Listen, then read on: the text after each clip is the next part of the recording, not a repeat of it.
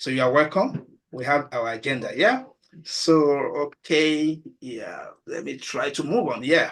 So we have a speaker here, well known to us, Sylvester. Later we'll get to a part where we're going to introduce him formally. Now, I'm going to invite the convener, the lead of this LISCON, Professor Irene Adetimiri, to welcome us formally. Over to you, Prof. Good afternoon, everybody. I just want to say thank you so much for the desire and the interest to join this webinar. I would briefly talk about who we are and what we've been doing. LISCON is just a group of few information professionals that we just decided that we needed to add value to the society, and we needed to add value to the society by giving back to the society and making sure that our profession gets better. So the group is made up of Dr. Adetong Oyelude, Dr. Alice Bamigbola, Dr. Ayo Alunge, Dr. Wale Oyewole, and Dr. Lekan Awujola. And I want to say we started in 2019, and so far we've had 2 webinars. The first one was in 2020, and it was held on November 26th.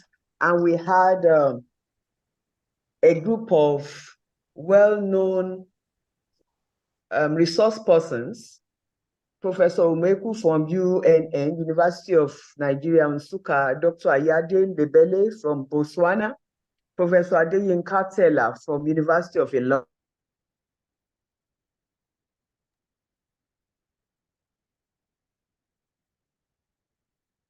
And the theme for that first webinar was on LIS education and practice in the higher education post-COVID-19 world. And the second webinar was held on November 25, 2021, and the theme was contemporary issues in research and thesis writing in LIS, and we geared it towards postgraduate education. And we had series of notable resource persons. We had Professor Paliso, the Deputy Vice Chancellor, Babcock University. We had Professor Paula Laiki from US. We had Dr. Fatima Abdul Dayad from Federal University of Technology, Mina, and we had Dr. Adesola Ogundimo from US. So this is going to be our third webinar, and we look forward to having an interesting time because it's going to be not only theoretical, it's going to be practical. And I do not want to tell us so much about the speaker. You wait, that is, when you hear his profile, you know that he's up to the task. So we are a serious group of professionals, not just people that are just interested in money, but we want to develop ourselves and make sure that our profession gets better. So this year also, we're going to have a forthcoming conference, and it's going to be held on September 8th to 11, 2024. And the theme for this conference is Sustainable Libraries, Navigating Climate Change in the Information Space. And we're going to have 4 resource persons. It promises to be interesting, as all our programs have been. So I welcome you all, and I know that at the end of this webinar, all of us will surely have gained something practically, and we can use the skills and the knowledge that we have gained to improve our work as information professionals. Thank you very much.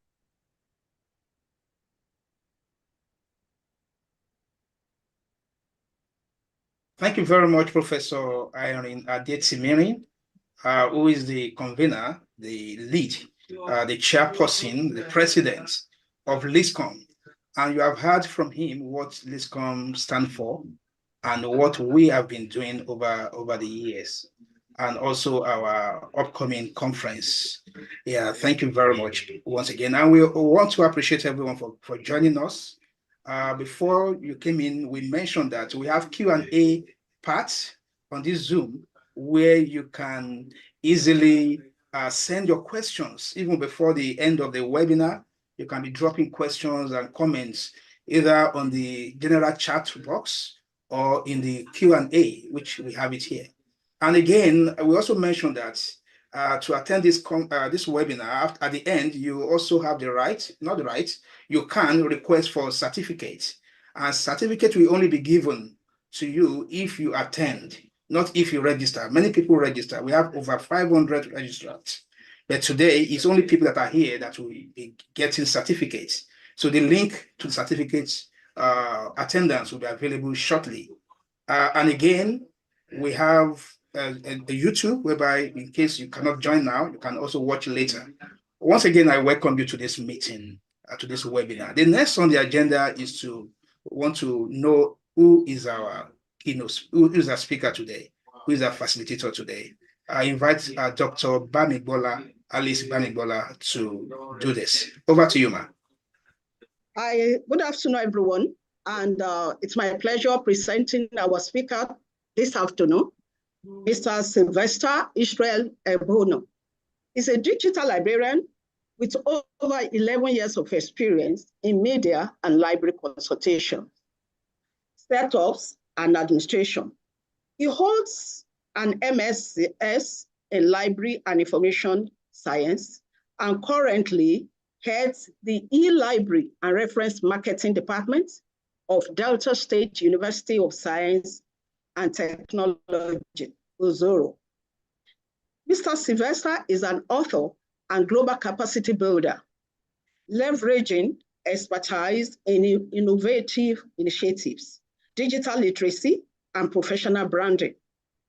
He has made significant contributions to the field of librarianship and beyond.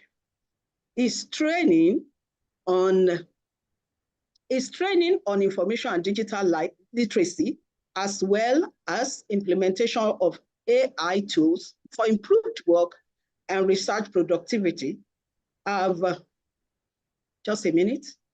positively influenced over 15,000 enthusiasts. He is married to Christabel, a steadfast pillar of support to him.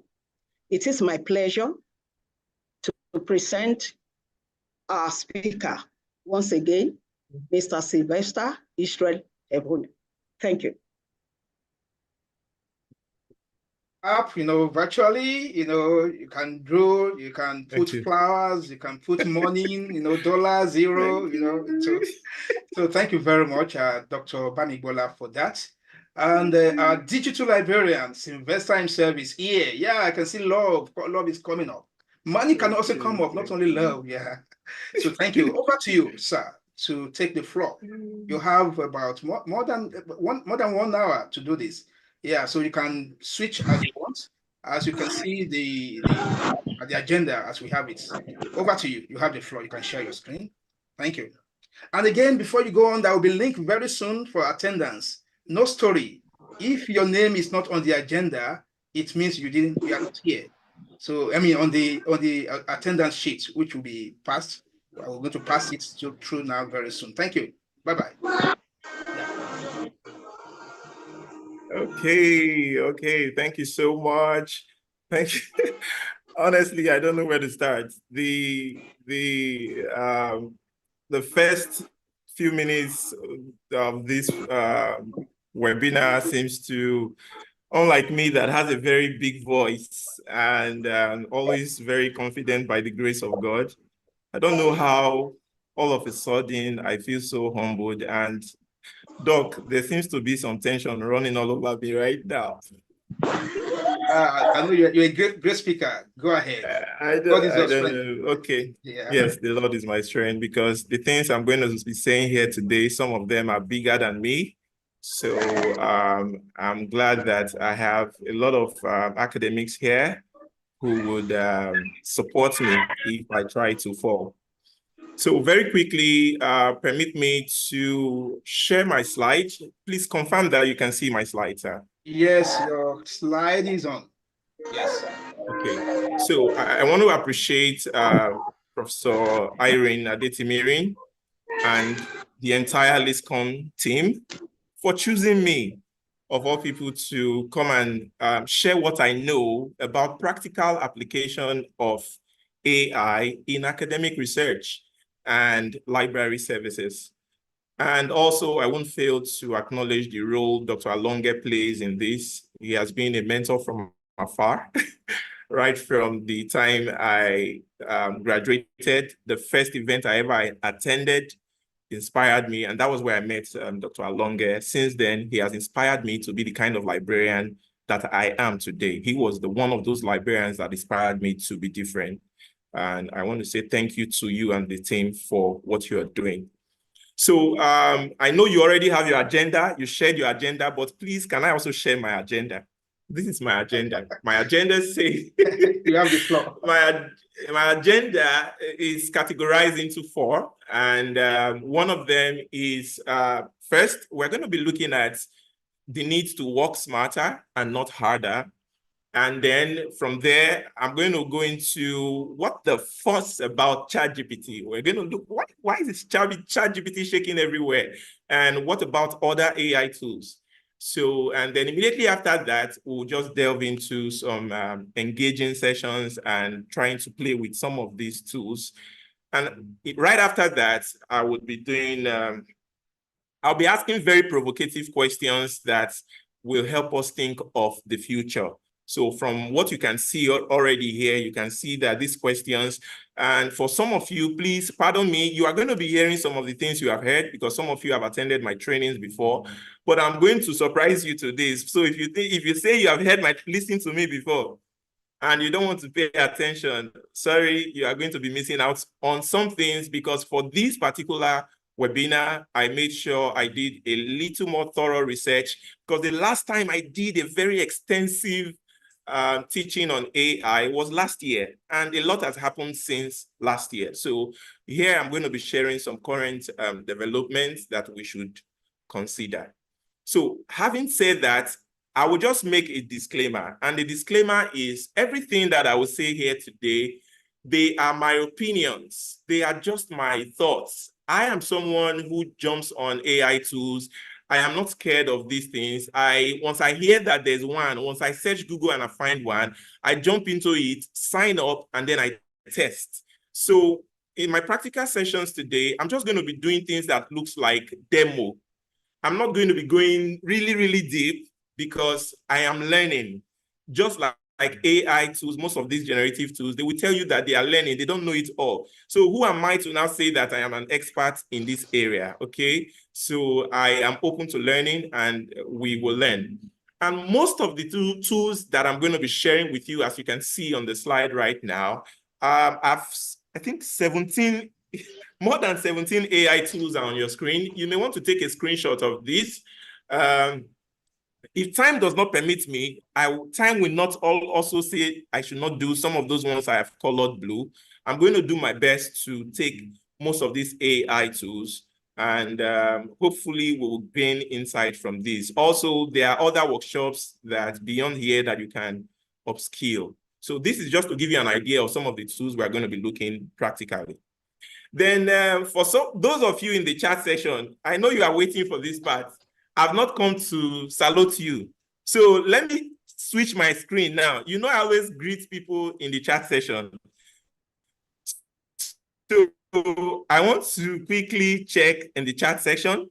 I'm someone that many people already know. I love being distracted by feedback. Your feedback is like an adrenaline. So you know that those of us who play computer games, when you hit the turbo button and then you have more gas and then you push. So when I see your feedback, it encourages me to give you more. In Nigeria, we call it woto woto. So let me know what you think in the chat session. Will you be engaged engaging me? What are your expectations? Drop those comments in the chat section, because I'm going to be asking you very thought-provoking questions today, and I want everybody to be very active in the chat section. Hopefully, I hope that Dr. Alonge will share those comments with me so that I can learn. I can't see all of them, but I hope those comments are coming in through now.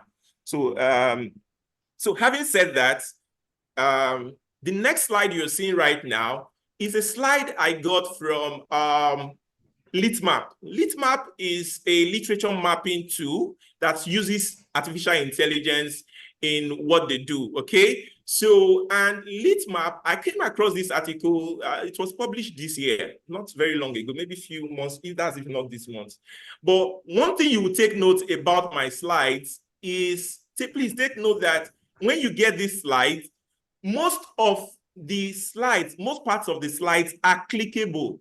I have hyperlinked some of the content there so that things I'm not able to say, all you need to do is click on those links and they will take you to the full gist. For instance, will AI replace literature reviews? History may tell.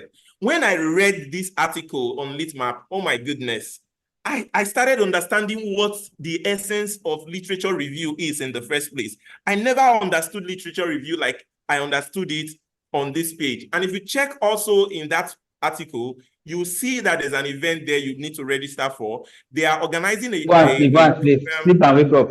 Hello? Okay. They are organizing an event that will help people know how to use LitMap. So for instance, see what literature review used to be in the past. Literature review in the past, you see librarians or researchers going to the libraries and searching through stacks of books. So, for instance, what you don't find in a particular library, what that means is you have to go to another library that's probably maybe in a king's palace.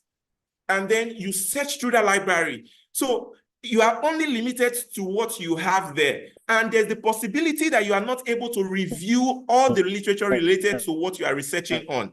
Now, fast forward to the present, you can do literature review in hours instead of in months and days, like in the past. With databases now and AI embedded in these databases, you see now that even in minutes, you can do a thorough literature review. And we're going to be doing some of those demo here today for us to learn. So that takes me now to, let me reduce this video. And these alerts are beginning to be distracting. Okay. So now that takes me now to the first item we're here to do today, and which has to do about working smarter, which I want to say it's the present day, and then working harder, which I would say it has to do with the traditional ways and traditional day. Now, smarter and harder context, I think I've explained here. You can see towards the right hand here, I believe you can see where I'm pointing. Let's say if we say you are working smarter, we are looking at you using reasoning engines, using AI, using tools that understand what we call semantics, like semantic search platforms, right? Unlike in the past, not even in the past, people still leverage on it. Google search engine, for example, uses keywords, all right? But in reasoning engines, what we use prompts. You see the difference between search engine, that is Google, and reasoning engine, which is ChatGPT, for example. Now, why ChatGPT leverages semantic, and what do I mean by semantic in the first place? Semantic means that these tools, they not only understand your intention, they know what you want to achieve by that keyword or question you have given to them. They know what you are asking for. So when they give you responses, they give you responses in that context, in a contextual basis, not just like Google search, where you make a search. And what Google does, there's a crawler in the search engine.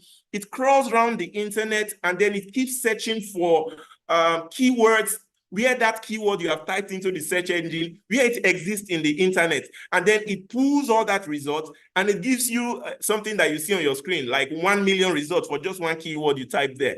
Now, Google search engine does not understand what you are looking for, right? It's just pulling out information for you, okay? So, and the difference now with it is semantics semantic and reasoning engines, they operate separately from what we are seeing. But then the big question now is, working smarter have its own implications, and it requires us to begin to have meetings like this, webinars like this, okay? But so that I don't bore you with so much talk, I'm going to give a pause now, and my practical session has started immediately. So I'm going to stop sharing this screen briefly, and I want to introduce you to a particular AI tool. Or let me even go to the chat session. I want people, I've not seen any of your responses today. Let me know in the chat session, would you like to know about these tools? Imagine you going to a library and picking, you want to do literature review. You carry 3 different books that you want to review. And you tell the book, please, summarize this book for me?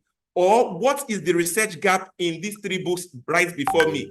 And immediately those 3 books start talking. Hi, my name is so, and I'm Introduction to Technology by Professor Irene. And this is what I am all about, okay? So this is how AI has come to. So let me know, somebody says, Dr. Adefunke says, I would like to know about the tools. So I think it's only one person that is interested. So I'm assuming the other people are not interested. Who else is interested to learn this? I'm going to stop sharing my screen now, and then I will share. So let me know that you're interested, and then we will do that. So I'm going back to stop this screen, and then we'll go to chatpdf.com and callpdf.ai.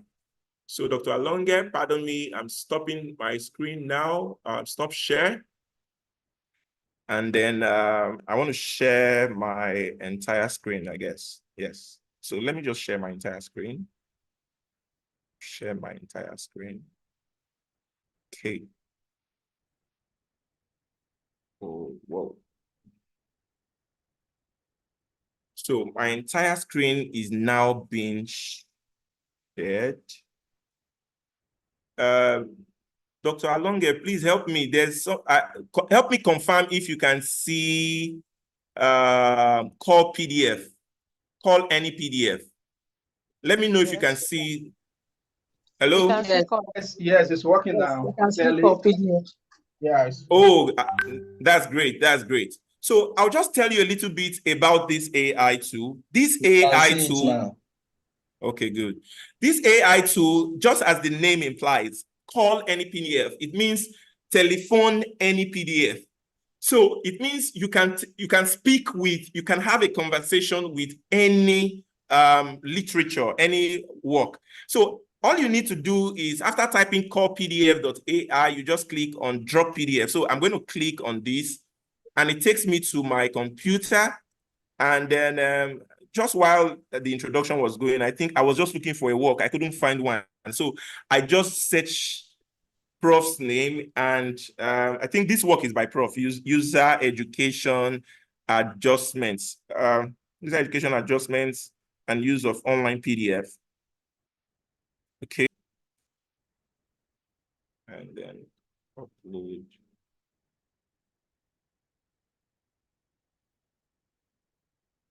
Please give me a moment, please.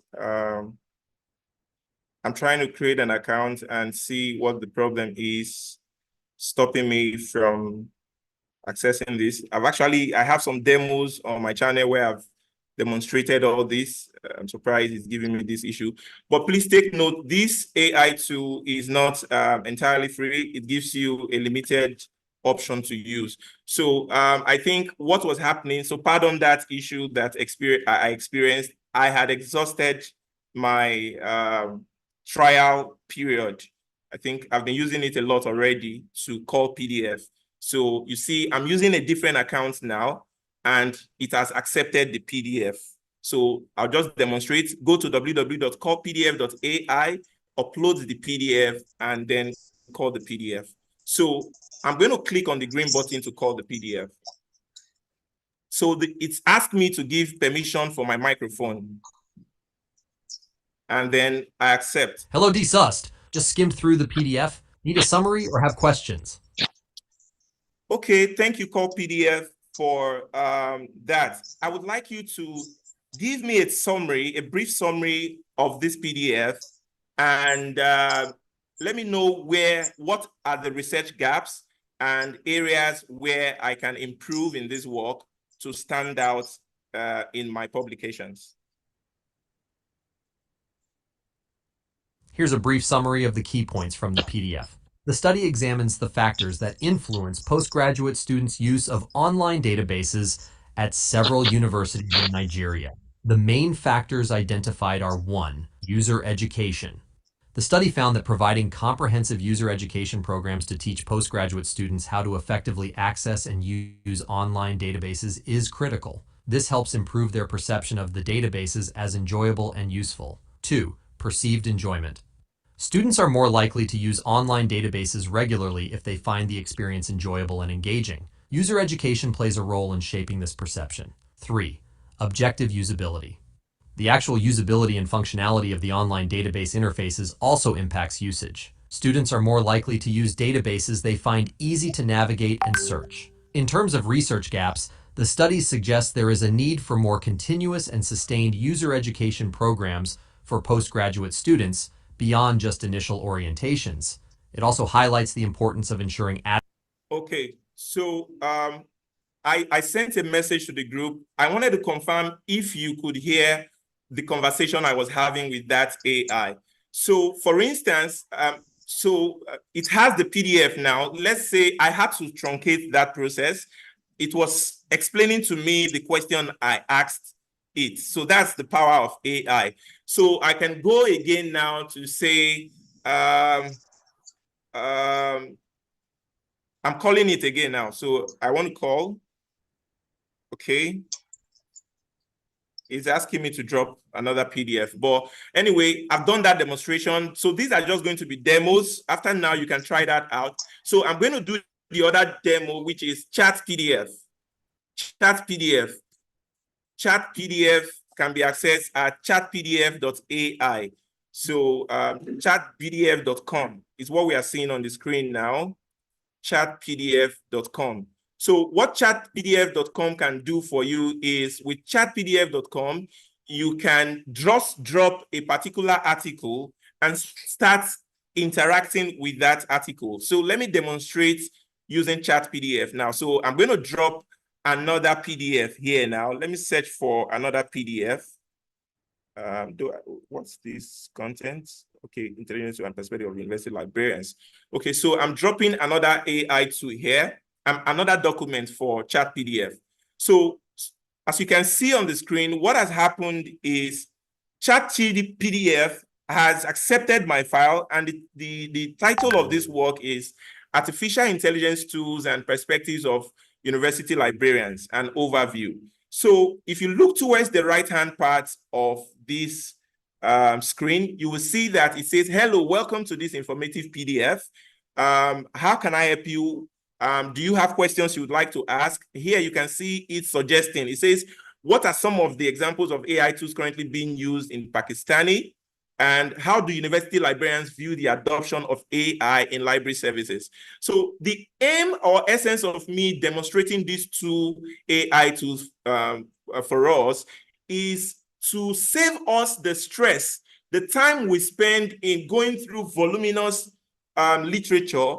We can reduce such tasks and focus on more complex tasks, issues about our research work. So for instance, the time I will spend reading up to 5 different articles, I could just drop one of the article here, and then I'll ask a question. I will say, what are some recommendations provided to librarians based on the findings of this study? So all I do now is I come here, I will type, what are some recommendations provided to librarians based on these findings of this study? And what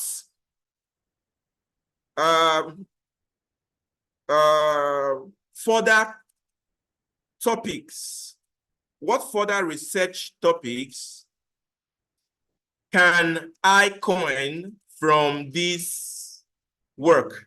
So I've asked 2 questions here, and then I'll click on send. So watch what happens and see how the AI responds to me. So the responses definitely will be in 2 parts. The first one is talking about based on the findings, here are some recommendations provided to librarians. It says 1, 2, 3, 4, 5 are the recommendations, okay? And then here's my own question that is more important to me, which is further research topics that can be derived from this work.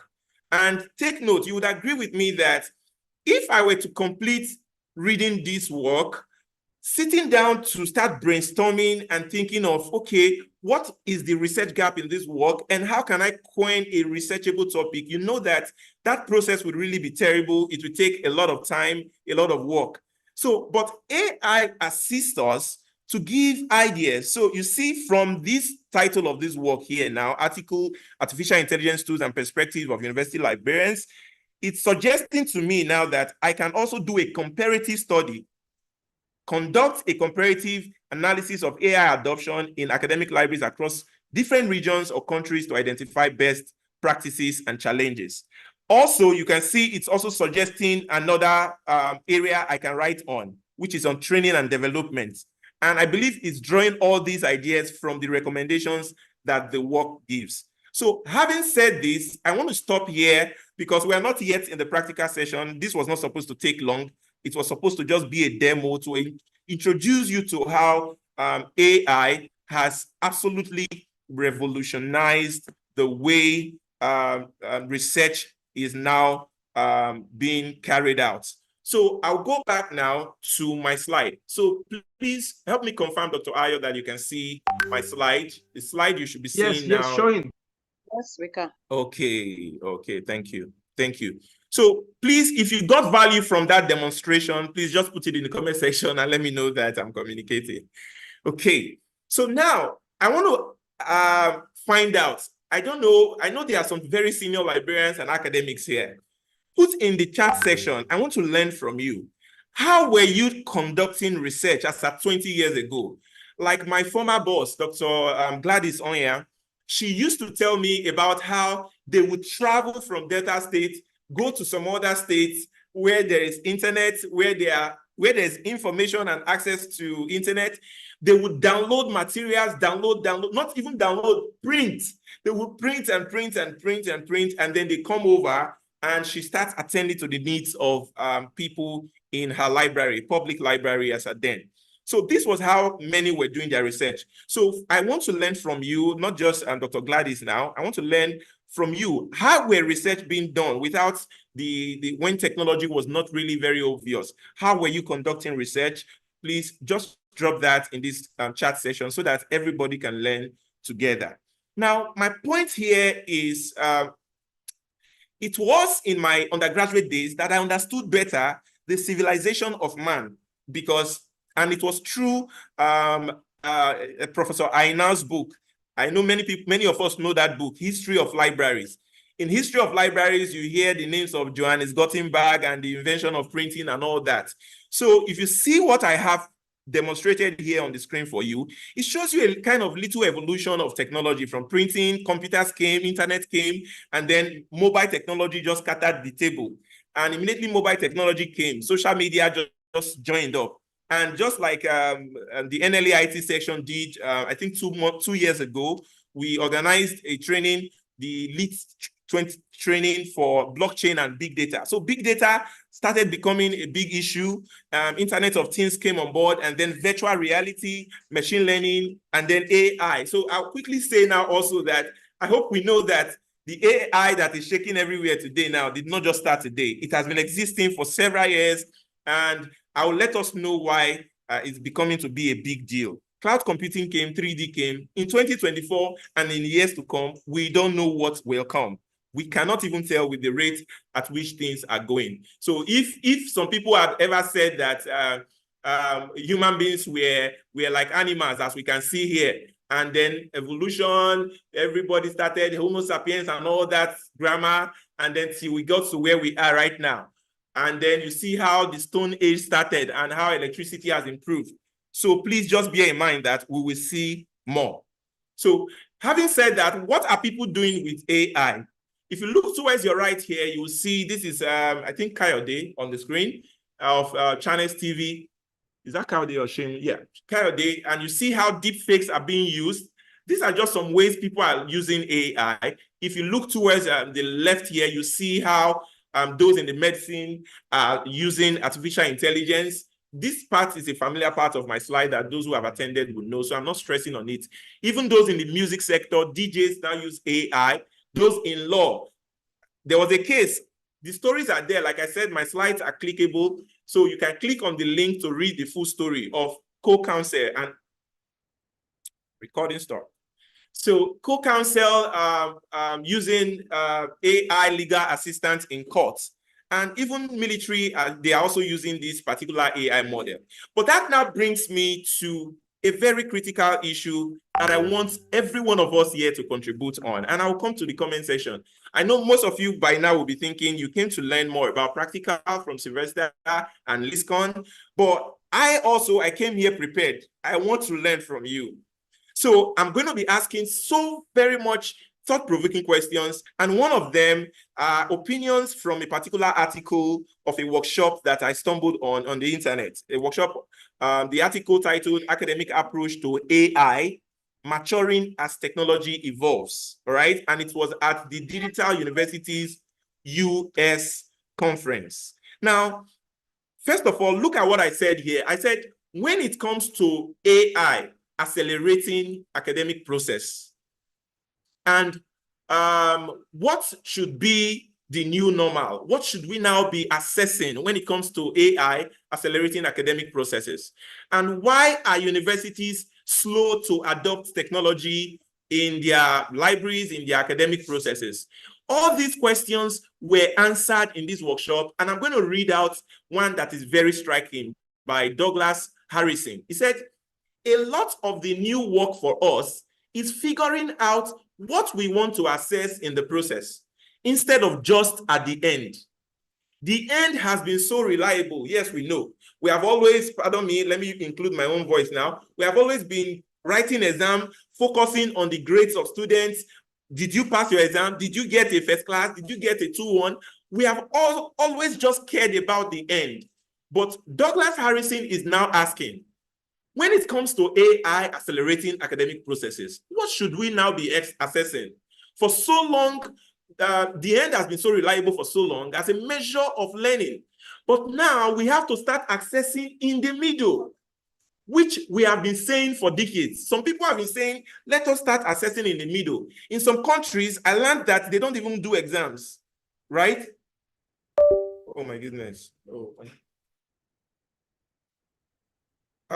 Okay, sorry, my power just went off. So, okay. I believe you can hear me now. But yes, we can hear you clearly. Yeah, thank you. I hear you clearly. But it seems my screen has stopped sharing, right? Yes, you can reshare your screen. Okay, it's going to be more difficult on my part. Okay. Yeah, as we know, the attendance We can is hear still you, on. you can go. Attendance is still on. Please fill the attendance and make sure you complete all the parts. So we use this one to issue your certificates. You know, as we mentioned, the certificate will come with a token. Yeah, thank you.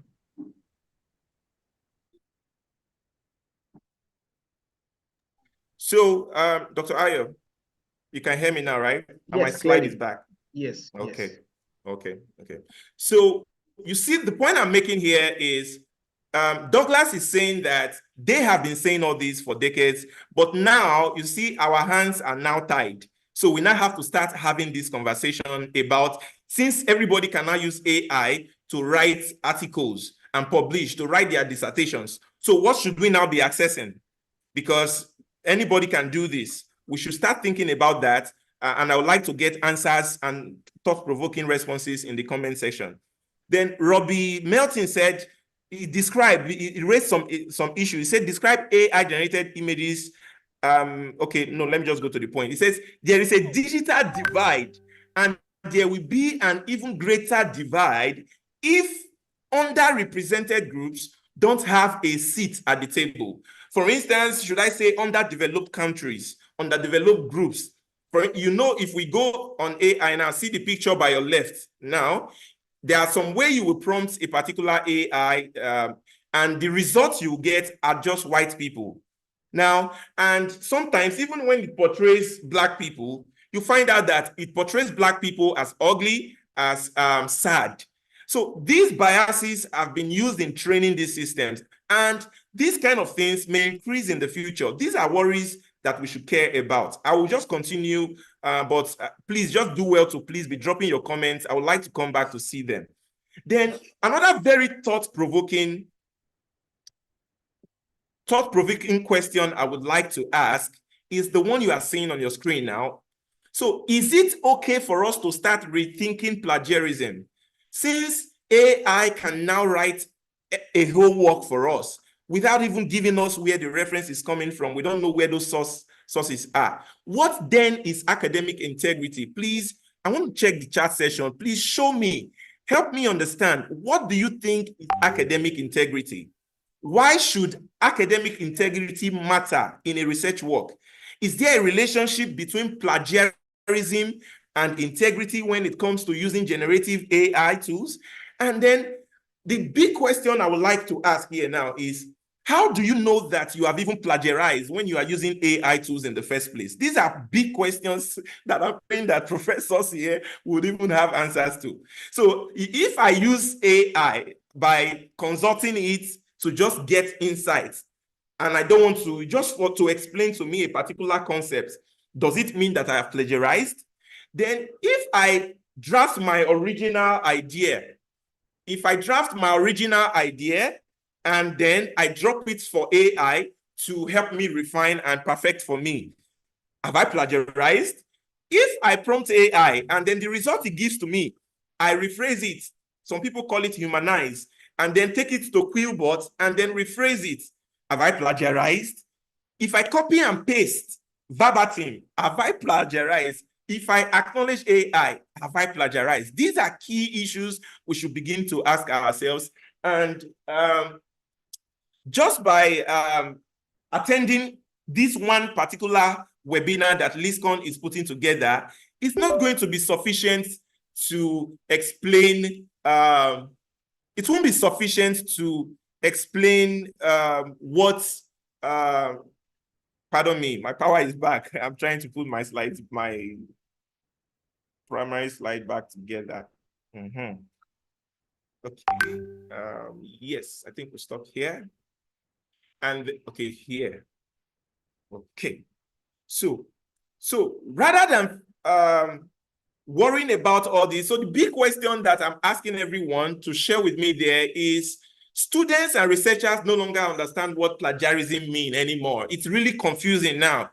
So based on those questions I have asked, and some professionals do not want you to convince them that AI is a tool that can be used or misused. I always tell some people that as at last year when I started teaching what I know about AI, I made enemies from professors to my co-colleagues who were postgraduate students. One of them blocked me because the issue was in groups that are common. I would go there and I would say, this is how lecturers can detect AI written content. So the students were angry with me. Why would you be doing this and revealing our secrets? And then when I post about how students can use AI to improve their work, the academics are angry with me. But the beauty of the whole thing is I'm happy to know that everybody is beginning to embrace this technology.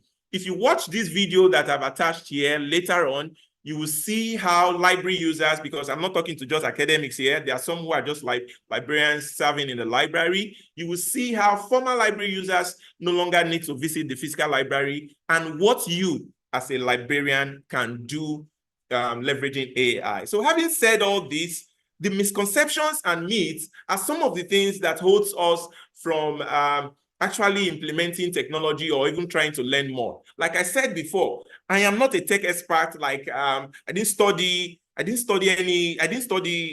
degrees are just in library and information science.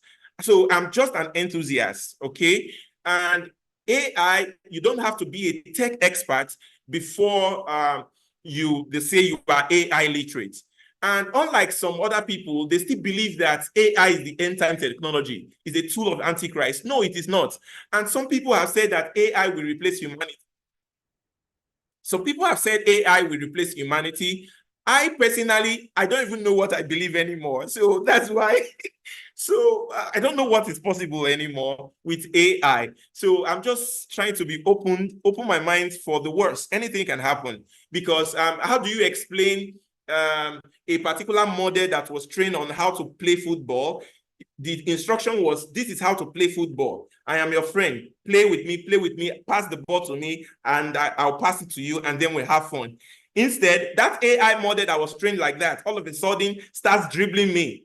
And then even, so these are things ordinarily we would say humans can do. But from developments right now, we see that AI is now beginning to do some of all these things. And another misconception is AI can solve any problem. I don't think that is actually correct. So having said that, you can see the little I that I put right at the left there, telling you that I have concerns that yes, AI versus HI, which is human intelligence.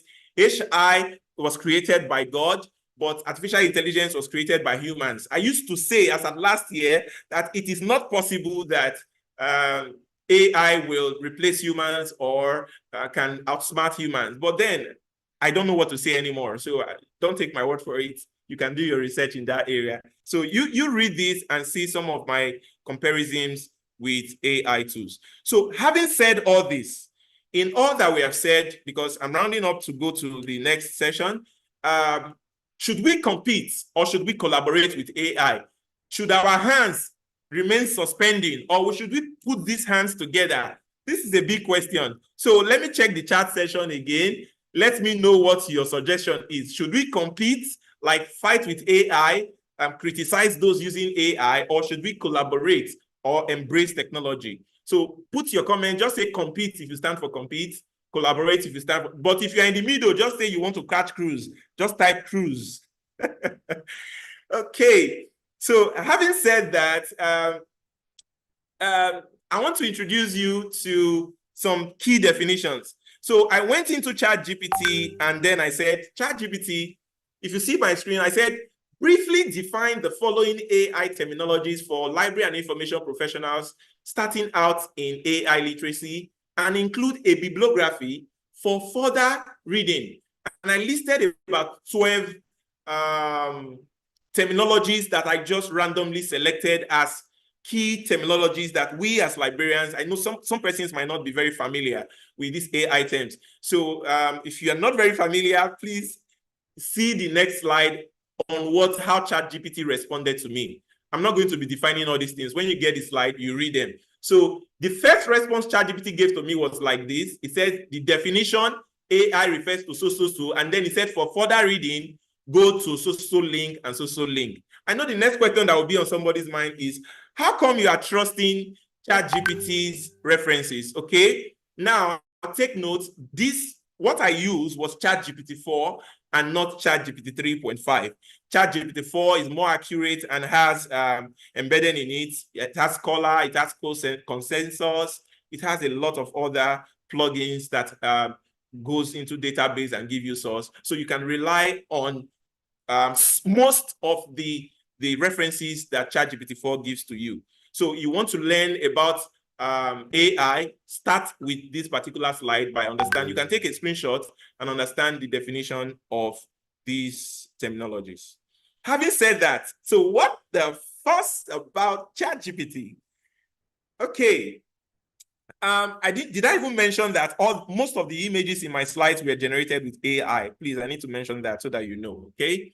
So what the fuss about ChatGPT? Next is ChatGPT actually scattered the table of AI. We were actually using AI in our phones. It was in our phone, but we didn't respect AI like that. It has been existing even around us, but we didn't know. Until ChatGPT came on board in November 2002. Yes, 2002. And then immediately over 150 million users were recorded as at May 2023. I'm sorry I didn't update that to today's figure. I was supposed to do that. That was the last training I had then. Okay, so as at 2024, I'm not sure the exact number of million of users using ChatGPT. So, and you can access ChatGPT by going to www.chat.openai.com. That's how you access it. And what made ChatGPT stand out is because ChatGPT was solving a problem that search engines were not solving. They were giving instant assistance and personalized conversation. You can have conversations with them. They were igniting creativity, many things people did not know. They were creating jobs, they were solving problems, they were boosting productivity for people, and it was saving money. ChatGPT is actually free, but it has a pro version. So these were some of the reasons that made ChatGPT to stand out, but it had limitations. ChatGPT 3.5 hallucinates. So what it means is it fabricates information. You ask it something based on what it has been taught, it will just assume, okay, this is it, so it's possibly this. You accept it and you see that, wow, this is good. But you cannot trust it because most of the content are not up to date and it hallucinates. The people who trained that particular model, they may have been biased. You don't know them. Maybe they are Indians, so they are going to use their knowledge about their environment to explain, okay, this is what this is. So there's no how someone from another country can explain your culture better than yourself. So there's definitely going to be bias. We're not saying we are blaming those creating these models, but there's usually going to be bias. So time will not permit me to start teaching you ChatGPT, but if you see here, I have a video where I teach you how to write content with ChatGPT and Bing. You can create images, you can create any type of content with ChatGPT. It's there. You can access it at my YouTube channel that you can see here. So, Dr. Alonge, I want to confirm that if I'm still on track, how many minutes I have left so I know what to do. So I know how to maximize my time. So next is so I want to introduce you to ChatGPT 4. So for those of you who are worried about ChatGPT, can they still hear me? I don't even know. Nobody respond there. We're hearing you. Yes, we can hear you. We can hear you loud and clear. We can hear you. Very loud Okay, and clear. I'm very sorry. This is the first time I'm not coming to the chat section. I don't want to be so much distracted. No, I see that. I can hear you. It's okay. It's okay. I've heard you. Okay. So thank you. So what I'm introducing you now to is ChatGPT 4. Now, for some of you who have worries about ChatGPT 3, using ChatGPT 3, which is the free version, you know, if you want something really good, you may have to start thinking of paying for it, right? Now, for instance, I know some researchers here, you pay a lot of people to carry out data analysis for you. What is now the difference of paying a data analyst up to 50,000 to analyze a particular set of data for you, when you can pay ChatGPT $20 and it can analyze that same data for you? Okay, I'm going to demonstrate how to analyze data here today too. I don't know if you also want to learn about that, but I'm going to teach you how to do that. Though I will use ChatGPT 4 and I'll also use a free one. For some of you may say, we don't have money to buy ChatGPT 4. I will show you a free tool that you can use to also do a little data analysis for free. Now, as you can see, this is ChatGPT 4 on your screen. You see the model here, and it has a lot of other plugins that you can use. There's Web Pilot and there's Scholar GPT. Let me go to the next slide so that you see. So if you see now that in this ChatGPT 4, these are the things you will not see in ChatGPT 3. It says you can discover and create custom versions of ChatGPT that combine instructions and extra knowledge and any combination of skills. So what this means is, see consensus. Consensus, you can ask this research AI, chat directly with it, and it gives you access to scientific literature. It will search their references and it will give you everything. So it is not hallucinating. It is not fabricating anything. It goes right into an academic database and it gives you results. So that's what happens in ChatGPT 4, okay? So you see how AI is transforming research. See some other, okay, then there's also some other plugins. I deliberately tried this plugin. Some of you don't know. ChatGPT 4 also has Canva embedded in it. So for those of you who, for instance, have asked me other times if ChatGPT can create designs, yes, it can create designs. But from my test, which I've shared here with you, I cannot trust ChatGPT-4 in creating designs. See the prompt I gave to it. I said, I need a simple logo design for my brand as the digital librarian, a capacity builder, digital solutions provider for libraries and information center, etc. My colors are white, navy blue, and sky blue. I love the logo. I love the logo to use letters of the brand name appropriately. Okay. So instead, see the results ChatGPT gave to me as my logo. Richard. I'm like, how does this relate to the prompts I gave to you? So you see that you cannot entirely trust these AI models, even though it is your ChatGPT Plus. I deliberately said I would share this experience with you. However, I tried other prompts and it proved right. For instance, tell it to create a poster for an upcoming event. It knows about that more, but creating logo seemed to be very difficult for it. And then see, oh, I'm so sorry, I didn't add one more slide that shows, I thought I included that. That slide shows some other features of ChatGPT-4 showing you Scholar AI, Consensus, other Scholar GPT that goes to this academic database to teach you a whole lot of stuff. So having said that, let us now look, now that we know about ChatGPT, the question now is, what about other AI tools? Now, this comparison that you see on your screen, I think I presented this for the first time during when Dr. Alonge invited me for, so if Dr. Alonge remembers, I think it's that NLA or your AI versus humans or so. That was when I did this analysis and I shared my own opinion about the features of Bard, ChatGPT, and Bing. Okay, then it was Bard, but now it's Gemini. So I shared my opinions about the credibility using 3 ratings or ChatGPT Plus. I just shared my credibility, my thoughts about them. But then I want to share with you a more recent analysis, a comparative analysis of features and capabilities of AI tools. And I got help from ChatGPT-4 in doing this analysis. So what I wanted to analyze was ChatGPT-4, ChatGPT, Perplexity AI, Claude AI, Gemini, connected papers, which are more of literature mapping tools, Litmap, Site AI. You can see it's saying not applicable. They don't use large language models. They are different from the kind of AI these tools are. So if you get this slide, please go through and see some of the comparison here with assistance from ChatGPT-4. You see even pricing was mentioned here, the number of languages. If you see, not just this slide, if you go to slide 2, you see other issues that I have spelled out here. So for instance, on factual accuracy, the ChatGPT-3 is less accurate. Yes, but it's generative. Compared to ChatGPT-4, there's improved accuracy with a refined model. Then Perplexity AI, can you see the difference? So this should determine what you are using to do your research. Perplexity AI, which is also free, but if you come to pricing, it says free version, but has a Pro, Perplexity Pro. But then on factual accuracy, you can see it says high accuracy, real-time web search.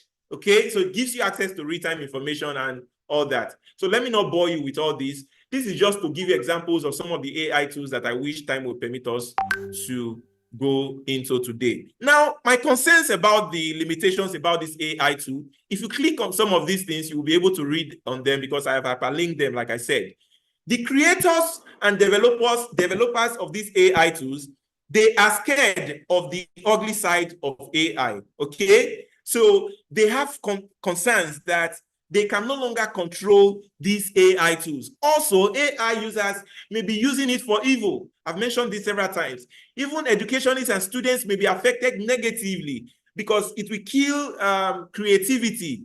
And even lecturers that are marking, some of the results your students will bring to you now, you don't even know them. They are smarter than the results will come, and then you are like, wow, you didn't even know those answers, just because they have consulted AI. And there are security issues. If you click on this link, you will see an evidence that there was a breach on ChatGPT, I think last year. Yes, last year there was a breach on ChatGPT, though they were able to resolve that breach. So what is now the advice? You go to, my advice, I just launched it from McGill Library. McGill Library suggested a tool you can use when reading about AI applications to help consider the legitimacy of the technology. And it's called the robot test. The robot test says that before you use any particular AI tool, do you think they are reliable? Ask questions, check online. What is the objective? Are they biased? The people creating this, have you heard issues about bias? The ownership of these AI tools, who owns them? Are there some guys in a tech village that just came together and say, let's just quickly build? Because if you go to Facebook, for instance, you see a lot of advertisements about AI. I never use any of those AI tools because I just feel everybody's coming on board nowadays to create AI tools. So you must use this robot test and learn more about the robot test by clicking here. So having said that, we are now going into the practical application of AI and digital tools. So with these few points of mine, I hope I have been able to confuse you and not to convince you and not confuse you. I don't even know what to say because I know I've been saying so much already, but I just let me know what your thoughts is in the comment section about what has been said so far, so that we can delve right into the creative ways librarians can use AI. Also, we're going to look at the creative ways that academics can use AI. So I want to go into the practical session now, but I'm going to stop for our moderator. Okay, thank you very much, Sylvester, for this beautiful experience. I believe even before going to the practical section, people are feeling the practical way of using AI already. I just need to have a break, maybe just for 5 minutes. Is anybody? Okay, yes. Question and answers can come first. I will invite Dr. Olawale to coordinate question and answer part just for 5 minutes before we move on. Over to you, Dr.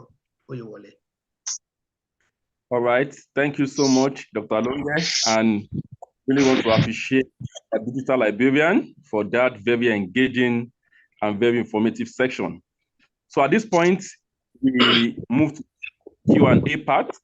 So if you have any question, please drop your question right through the chat box, and let's see whether we have questions. I'm just scrolling through the chat box now. We have just comments. This is so interesting. Thank you. Educative. The webinar is highly insightful.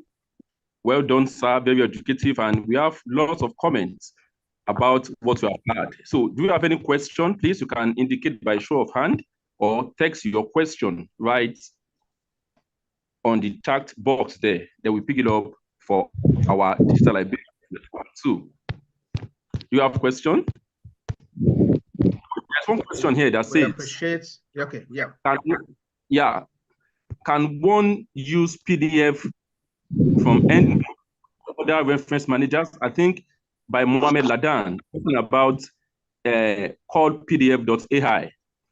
He asked, can one use PDFs from EndNote or other reference managers? That is for our digital librarian to respond to.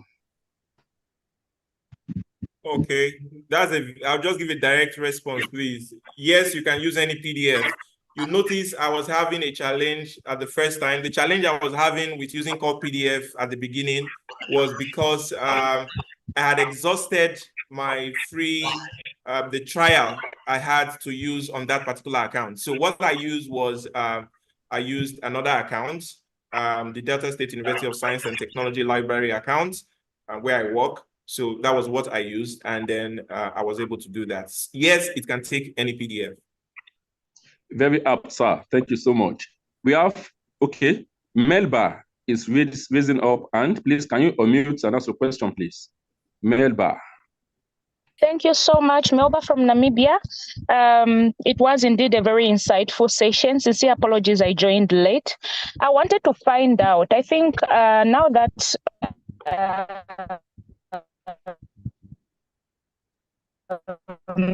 AI is being adoptions internationally and maybe at the global level, where stakeholders are coming together and engaging and seeing how we can pave way forward in harmonizing or advancing issues of networking and collaboration in terms of ensuring that much as AI is kind of like acting as an enabler, the prices of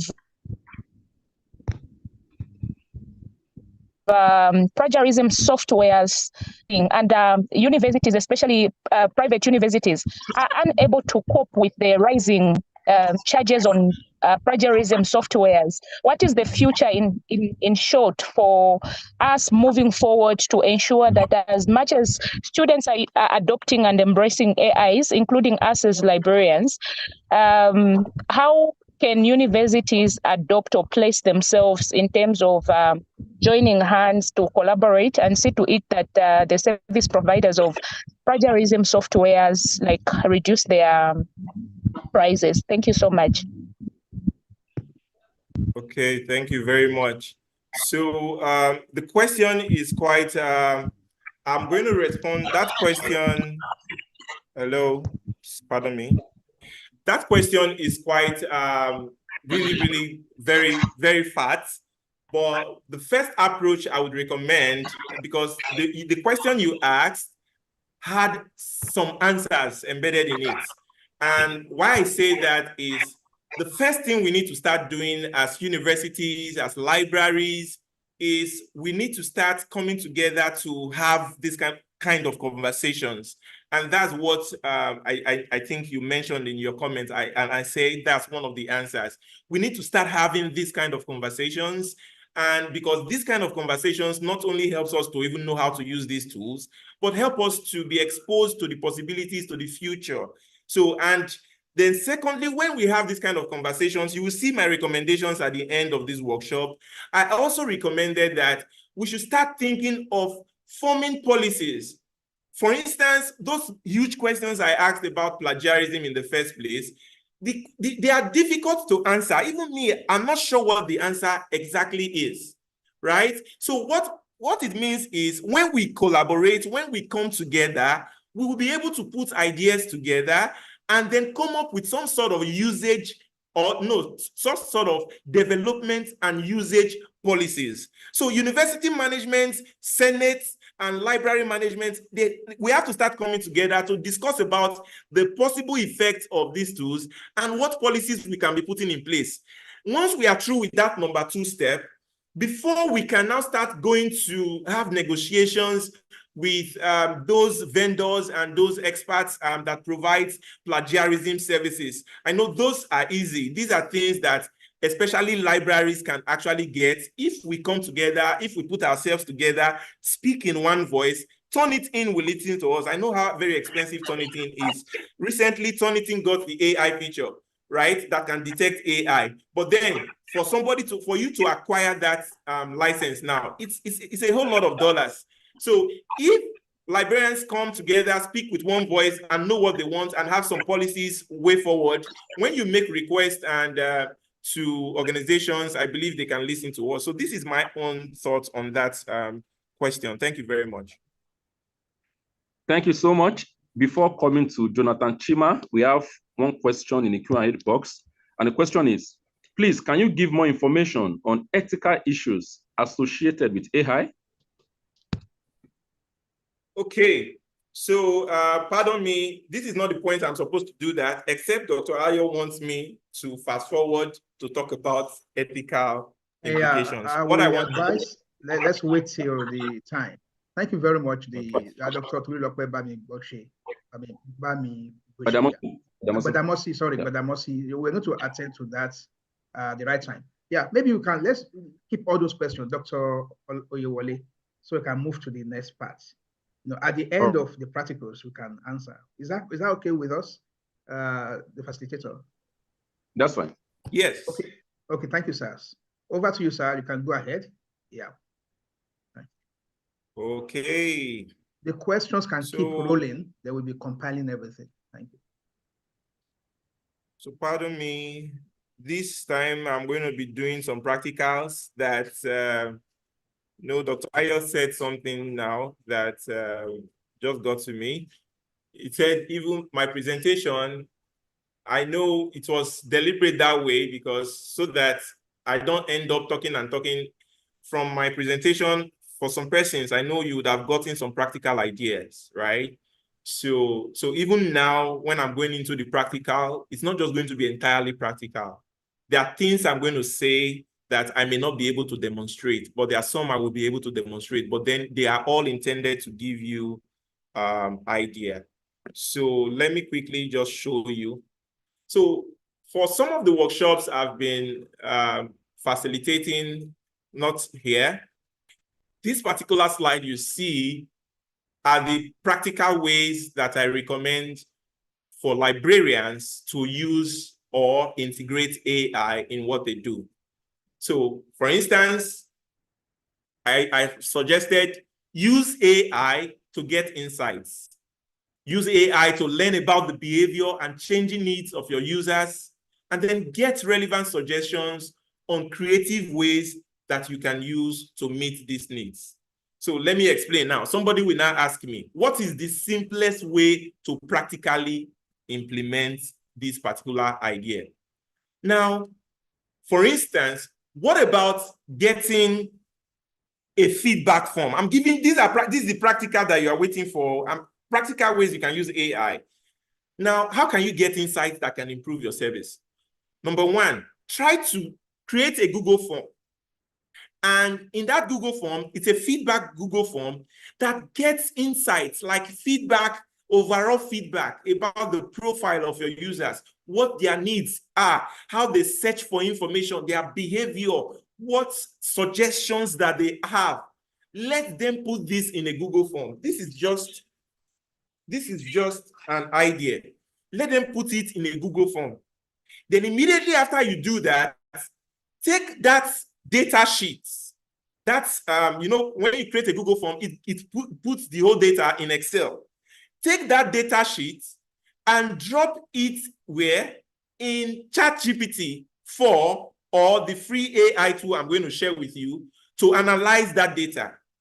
So ChatGPT or that AI tool, we analyze the data, and the specific prompts you are going to tell that AI tool is, you are going to mention something like, we are a local library and experiencing low patronage or decline in use of our library, okay? Hence, we conducted a survey to inquire from our users, their user behavior, what they would prefer, and a lot of other things. You mentioned these things. Now, you say, based on the data sheet attached as a file, advise us, give us insights as to how best we can creatively meet the needs of our library users. Okay? So, to your own surprise, I wish I had that data sheet here. I would have done the analysis here practically for you. And you will see that AI will give you specific tailored solutions to that particular problem that you are experiencing in your library because it has data. Secondly, we're talking about review of books. How can you, as a librarian, use AI to review books, to review articles and websites? Anyway, let me just continue first because I just hope somebody's not saying this is not practical. But please think beyond what I'm saying now. What I'm saying cannot be as more practical than what it is right now. Please just grab these lessons, okay? So then the next practical idea is the review of books. Now, imagine yourself to be a super librarian. That people, okay, let's say you have a community, a Facebook community, and then you decide that you want to be reviewing books. Now, this is a very tedious assignment for you. because you want to position yourself out there like a super librarian who is widely read, like we usually say, ask the librarian anything, we know everything and all that, okay? What you can do is go to a particular AI tool and give it a title, and then you prompt that particular AI tool to do a review of that book. Also in that your prompt, specify that you intend to make it to be maybe a 7 days post, 1 book per day, reviewing a particular book in order to invite users to come and start using your library or to consult the library or to promote readership. Now, doing this, AI will draft all the content that you need to do that. I'm going to do practical, but for not for these simple strategies. I'm going to do other practicals, okay? So then let me just stop here and just explain verbally. When you get the slide, you read through and then you try your hands. Then there's using robots.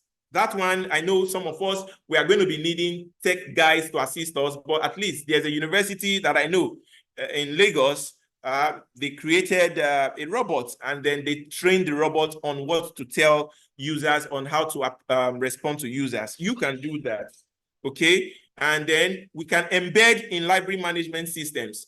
For instance, you are using Koha library management systems. So you can liaise with a tech expert and then embed an API of a chat model in that library management system that is able to communicate with your users, or that can know based on I think the recent Koha version has this feature.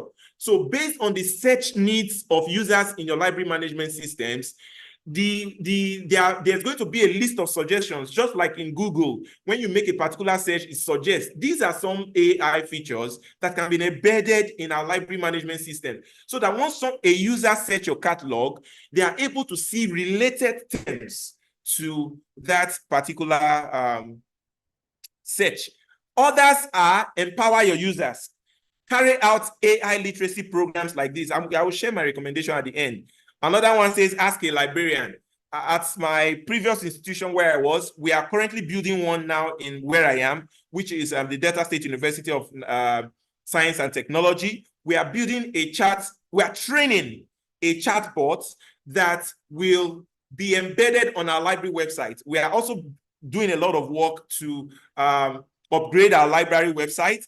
So there's a lot of work we are doing. We want to include a chatbot, and that chatbot, I'm going to be showing you how to do that briefly today. So, and that chatbot, all it needs is you just take the link it gives to you and embed in your website. Your IT personnel can do that for you. So what it means is that automatically you will have a virtual reference librarian in your website that people can just come to the website and ask, what is the total number of collections in your library? The chatbot will respond because it uses the GPT large language model, okay? Data analysis, we can do that. All these services, we can carry out all these services for people. But then all these things I'm suggesting now here, you see on your screen, creative ways, they are old news. I've been sharing this since last year. I now thought, okay, this that you see on the screen now is what is most dear to my heart, that I wish library and information professionals can start doing to enhance their work with AI. Number one, it is very important. It is above everything. We should not even care about what we should be caring about now. It is solving the problem we are facing, not just knowing these AI tools. The major problem we have now is going to be the problem of overload of information. Too much AI teachers all over the place. Too much AI tools all over the place. The question will be, who will stand in the gap to guide people, to teach people what AI really is, the ethical considerations, how you can use it ethically. That I am recommending is the number one way librarians can start integrating AI. Start organizing webinars, start organizing literacy programs and awareness programs on AI literacy. There are some standards you can get. If you click on this particular one I have here, it will take you to, I think it's Steve McGill website that states the guideline for building an AI literacy program. So That is number one recommendation I give. Before you now start thinking of creating educational content and then doing virtual reference services and chatbots like I talk about, then advocacy, creating content. These are some of the things I would do practically, demonstration. Then discoverability of resources. Then for the lecturers that are here, how should you use AI? I know some of us, we just go to AI and then some persons, are you not aware, in my social media platform, there was one particular journal that I posted. I can't remember. I wish I knew. I would have put that slide here or the link here. Maybe before you get the slide, I'll put the link on this page so that you see the researcher used AI to generate the work he submitted to a journal, to a publisher. And there, you know, when you copy from ChatGPT, there are some, I think, is it read more or generated from ChatGPT? There are some text that also comes with what you copy. So this person copied the whole thing and pasted, not reviewing what he or she must have gotten from ChatGPT, and the person submitted same to a publisher. The publisher now, the editorial team, did not notice this, but went ahead to do what? To publish, not knowing that there are some people who just go online to look for errors and where you have gotten it wrong. So somebody discovered this, and then, is it whistleblowing, we'll call it now, and then you see that the job of the publisher, editors, the reputation of that publishing firm is at stake, as well as the professor that had written that content. So that is why I am recommending these ethical ways that you can use AI. Number one, use AI for brainstorming and getting insights about a particular research gap, about background knowledge. For instance, there are some topics that will come. There was a workshop I attended yesterday that talked about place branding.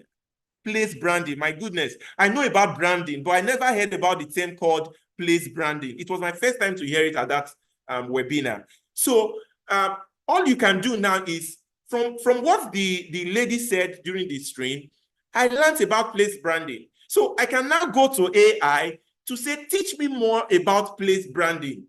And it seems to be a very simple thing. Place branding just has to do with identifying places where you think you can market for tourism purposes and then start branding them, creating content about them. All right. Then number two, you can start generating outline.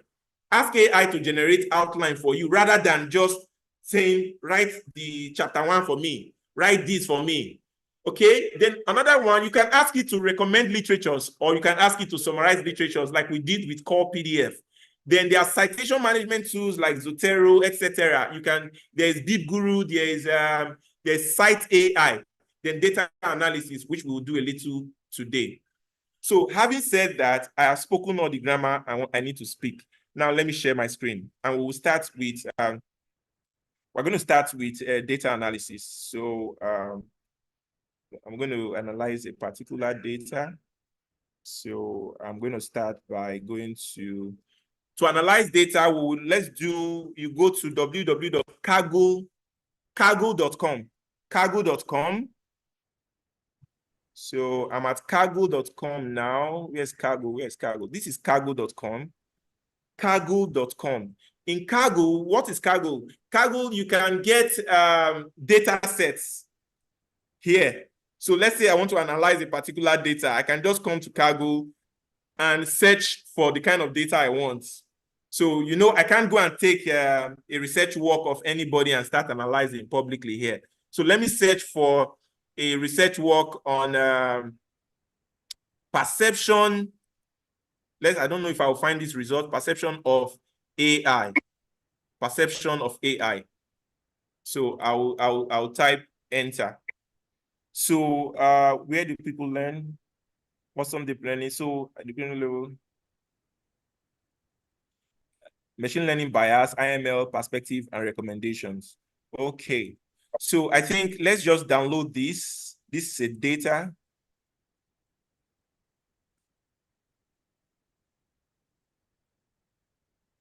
No, I think I have one already.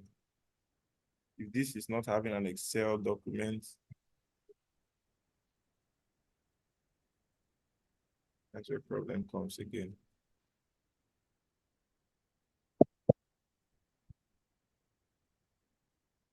Data. I wish I had searched for this. Data sets. I want data sets. Innovation, research tools, discovery. This salary worksheet. So everyone, please, what I'm trying to do is to get data for us to analyze. And I'm doing that at kaggle.com. Kaggle.com. Okay. So I'm going to download it here. This not this big. I'm going to download the Excel sheet here. I'll click on download. So I'll say start download. So while it's downloading, I will go to an AI tool. I believe you can also see my screen. I'll go to an AI tool called Claude AI. Claude AI. Please write that down. Maybe Dr. Alonge, if you can help me drop these links in the chat session. Claude, CLAUDE.ai, Claude AI. Okay. Claude AI is a free AI tool used by many people. It has some of the features of ChatGPT-4. So for those of you who are unable to afford ChatGPT-4, you can use Claude AI. And why is Claude AI recommended? Claude AI is more recent than ChatGPT-3, okay? That's not just all. Claude AI allows you to attach files, unlike ChatGPT, unlike ChatGPT. It's on the link now. Sir? The link is there now. People can click on it. Yeah. Okay, thank you. Thank you. Thank you. So the data set has downloaded. So I'm not going to go to, I'll just click on, can you see a little attach button here? I'll click on the attach button and it takes me to my computer to attach the file.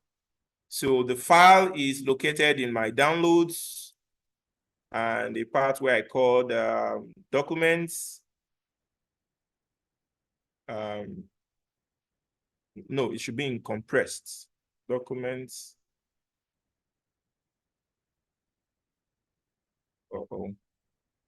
Downloads compressed, survey cleaned.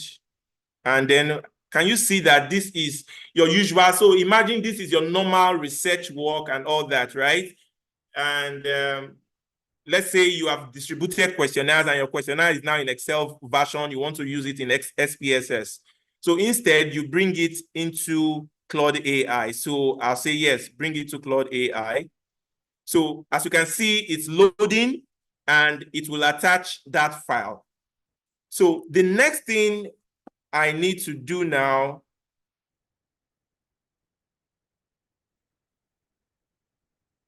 I hope my file attached because I can't find it. You may not upload files larger than 10 MB. Oh, that's the challenge. Okay, let me just use ChatGPT-4. Please take note. As you can see here, we can't upload a file more than 10 MB. We can't upload a file more than 10 MB. So I'm going to just go and upload on ChatGPT-4 to show you how we can carry out data analysis on the data. Here is ChatGPT-4. So all I need to do now on ChatGPT-4 is I will come to my, no, this is not ChatGPT-4.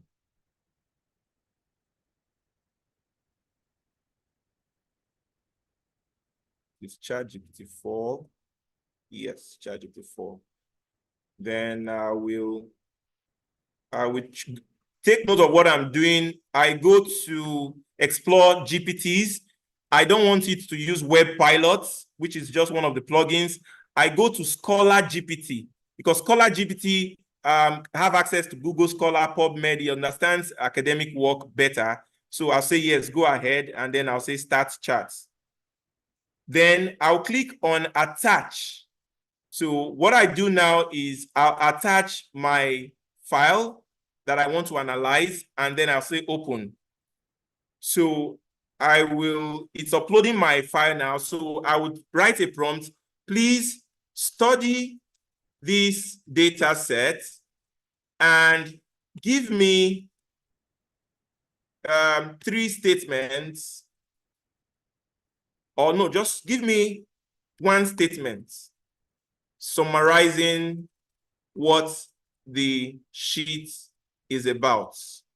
Then I'll click on enter. So watch what will happen.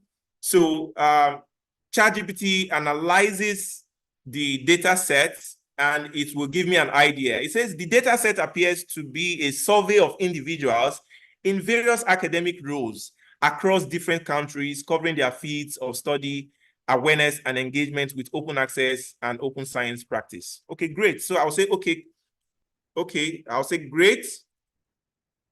Please give me an idea of 4 analysis I can conduct on these documents that will be useful for research purpose. Okay, so this is me now. Even though you don't have an idea of what you want to analyze, it can suggest some of these things to you. So first of all, you can analyze according to this recommendation, you can analyze the distribution of respondents, or you can investigate the relationship between respondents' field of study and the awareness of this. And then you can also investigate or analyze the perception of open science practices, okay? So what I can now do is, okay, go ahead and conduct analysis on number 2 and number 4. So I don't even need to specify to say, analyze this and give me reports. So, so I'll say, go ahead and analyze this in number 4 using and present in a pictorial, and present your findings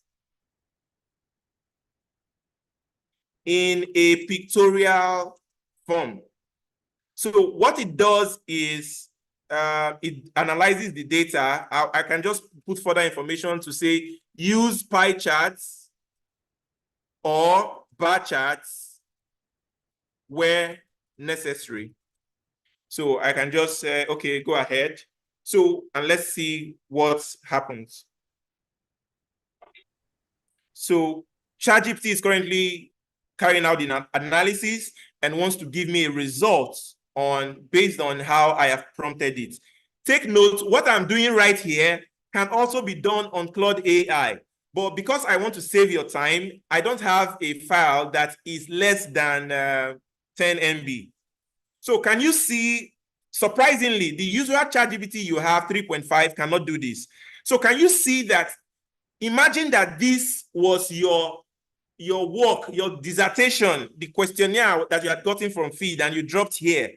ChatGPT can analyze it for you. If you want to do an over test, anything you want to test, it can carry everything for you for here. So now you see in a chart, it's telling us open access awareness by field of study. So you can see it's saying by field of study, which is here is the field of study: physics, engineering, technology, life, medical sciences, or so, law, language, and all that. And here it's talking about the number of respondents, about 17,500 people. It's saying that how aware are they of open science? They say here, it says the yellow part here, which is about 1,007, almost about 16,000, says that yes, they are aware. Then another says, I don't know.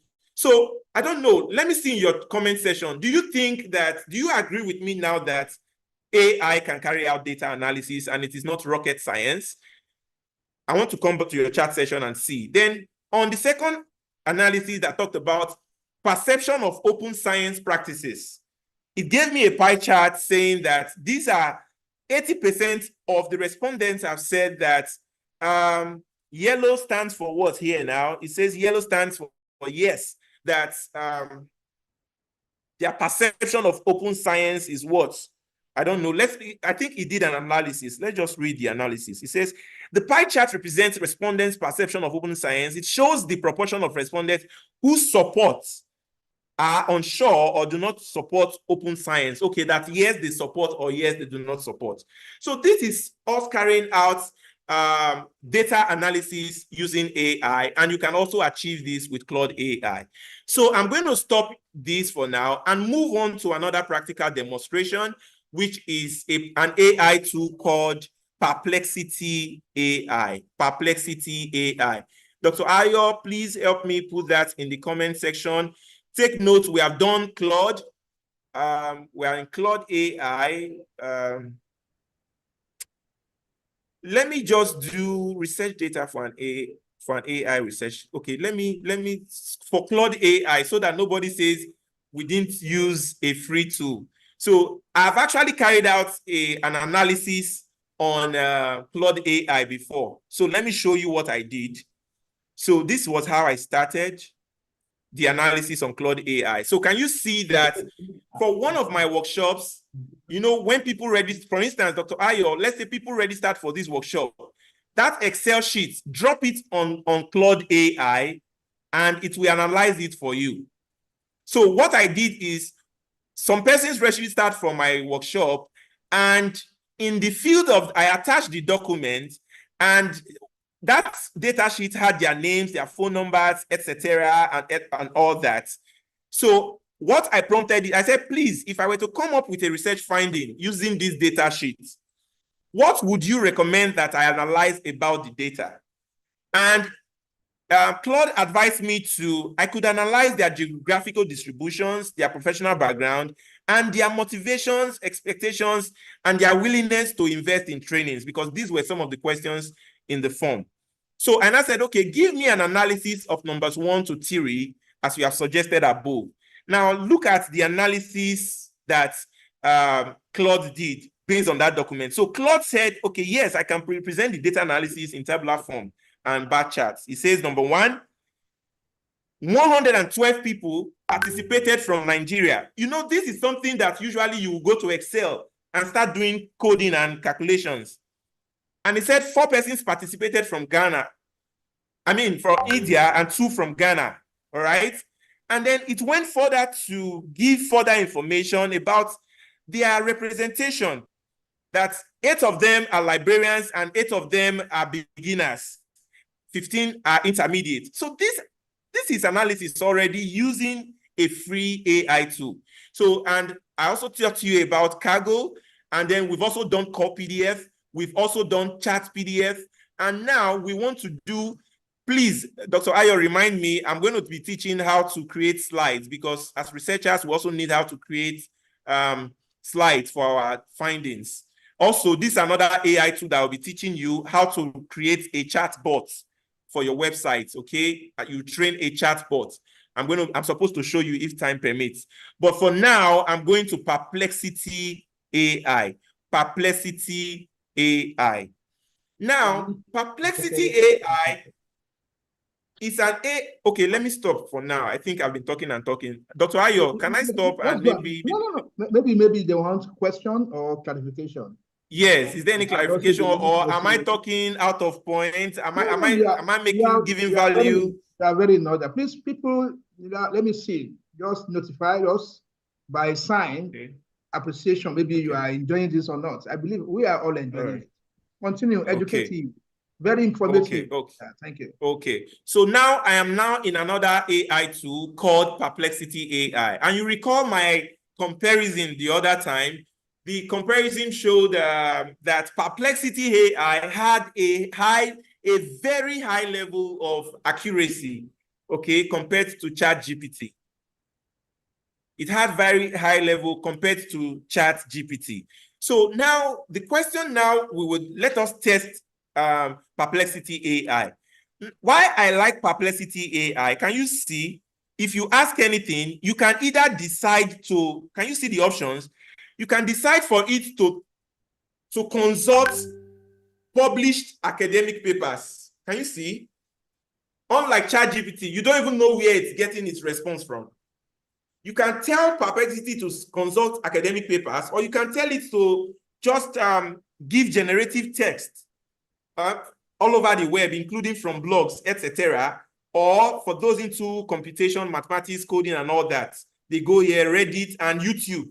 Like today, I did a particular search even before this event. I was looking for a video to recommend to us. So a video that recommends AI in libraries, which I actually got that solution and I used for my presentation, which you will see. Okay, so I specifically asked this AI tool to give me examples of libraries that are using AI in their services. And then I said, the result should be a YouTube result, because I got fed up of going to YouTube and searching for that keyword. I wasn't seeing what I needed until I came into Perplexity AI, and it gave me the best responses.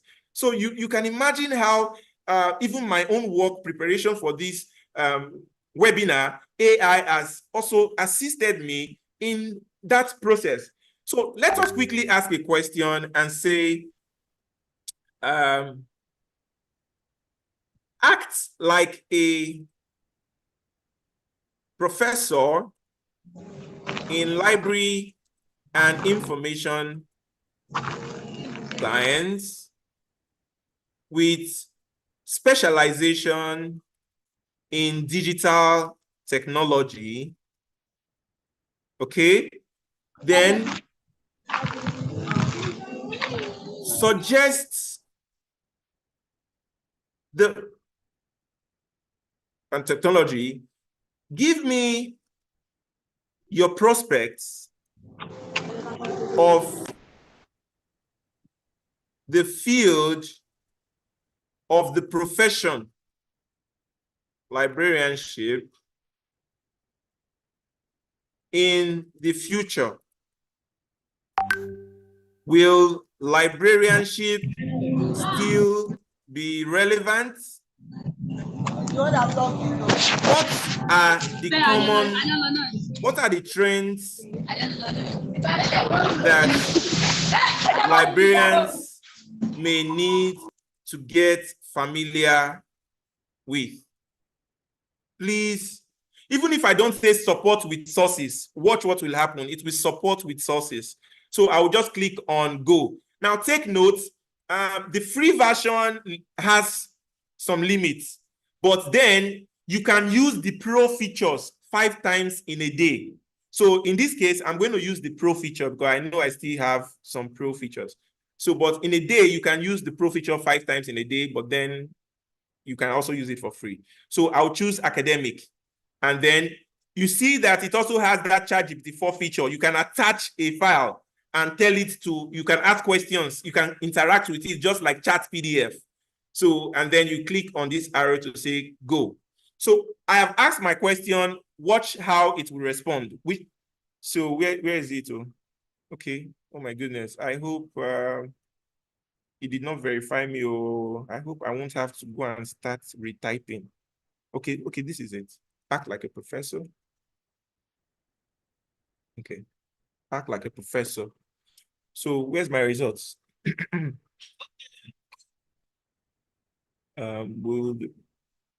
Okay, like academic. Okay, it's asking me further questions. Please pardon me.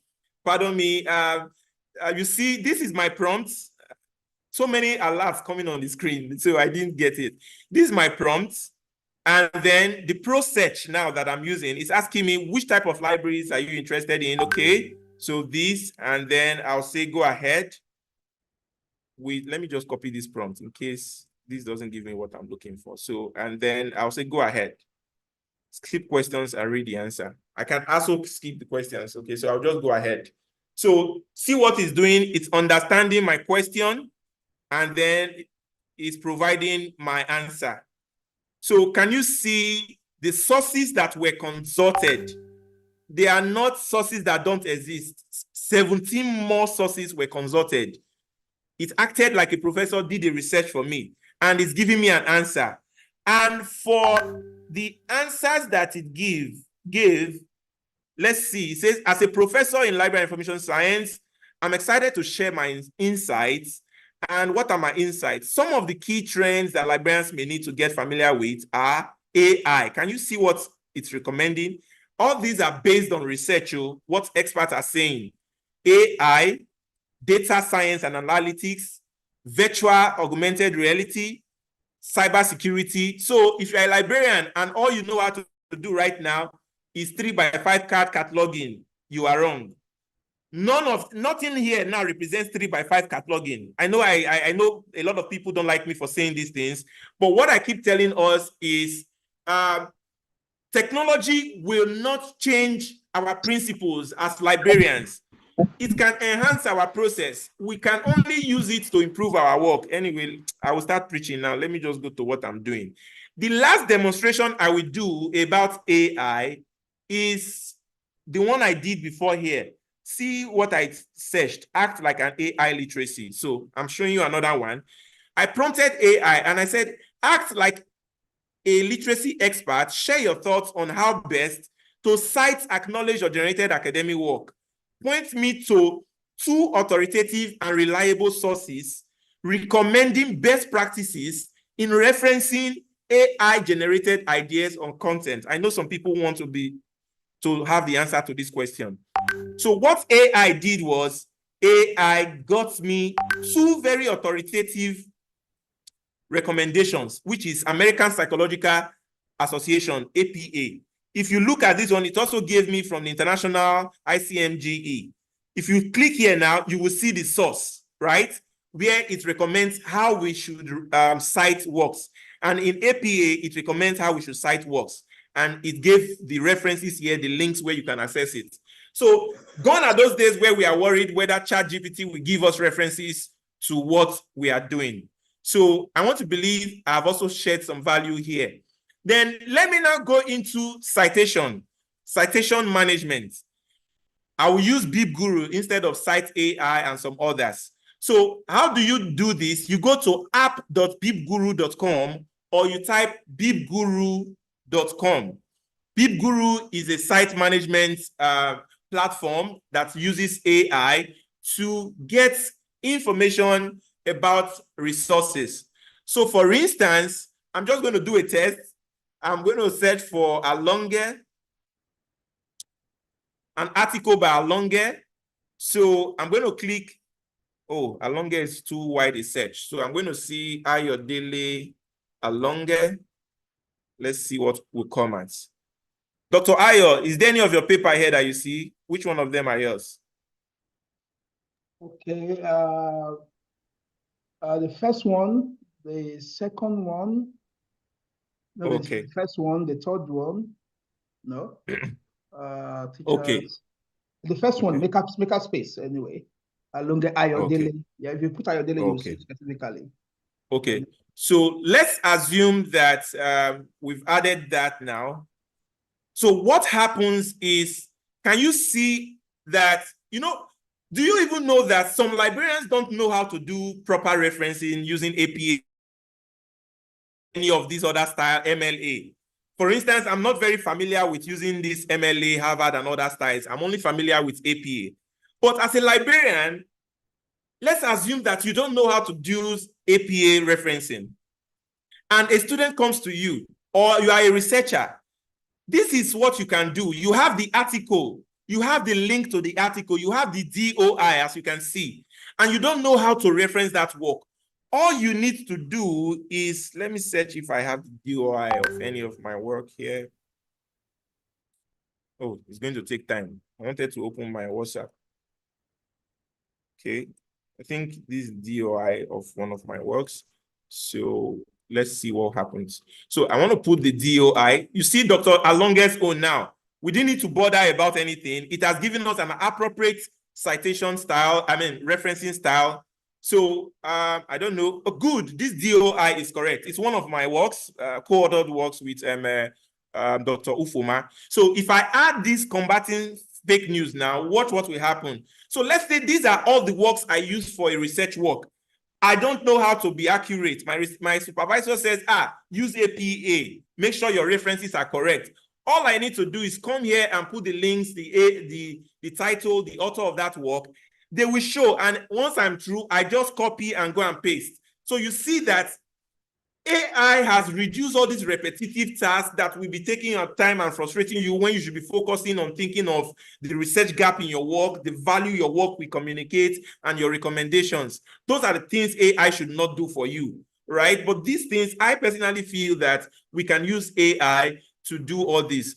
Dr. Ayo, I can't even keep track of how many AI tools I have taught, but let me do one last one, which is the use of creating slides, okay?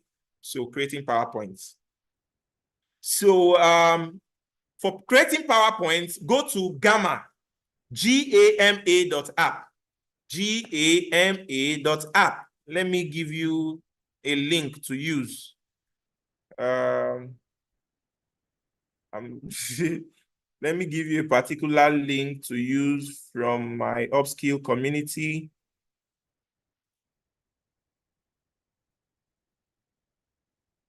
So for those of you watching right now, I'm sending, who should I send? Let me send Professor Irene.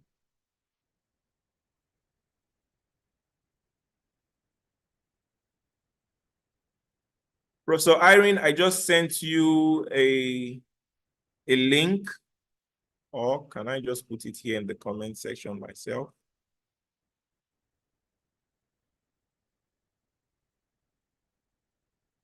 Meeting group. Sign up in Gamma AI. So I just sent a link in the comment section, in the chat section. This link I'm sharing with you. I know some of you have tough time creating slides, and these are tasks that I personally feel you should not be bothering yourself with because you have more important things to do. Preparing your slide, preparing the manuscript for that presentation, not thinking of how to put graphics together, pictures and all that. So what you can do is when you come to Gamma AI, click on that link I shared with you. You will see a link to sign up. Click on it and you will get 200 credits. I've never had to pay to use this AI tool, but it's a premium AI tool.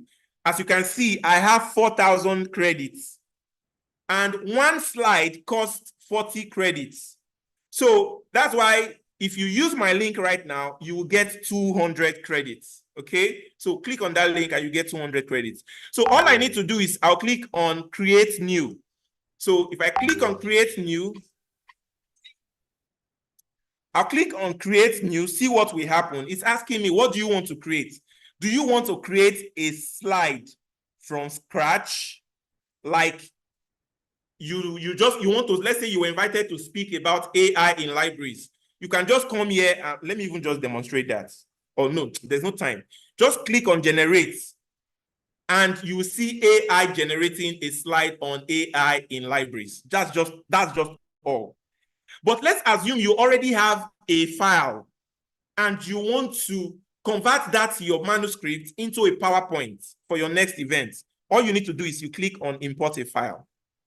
So I'm clicking on Import a file and it will ask me upload the file.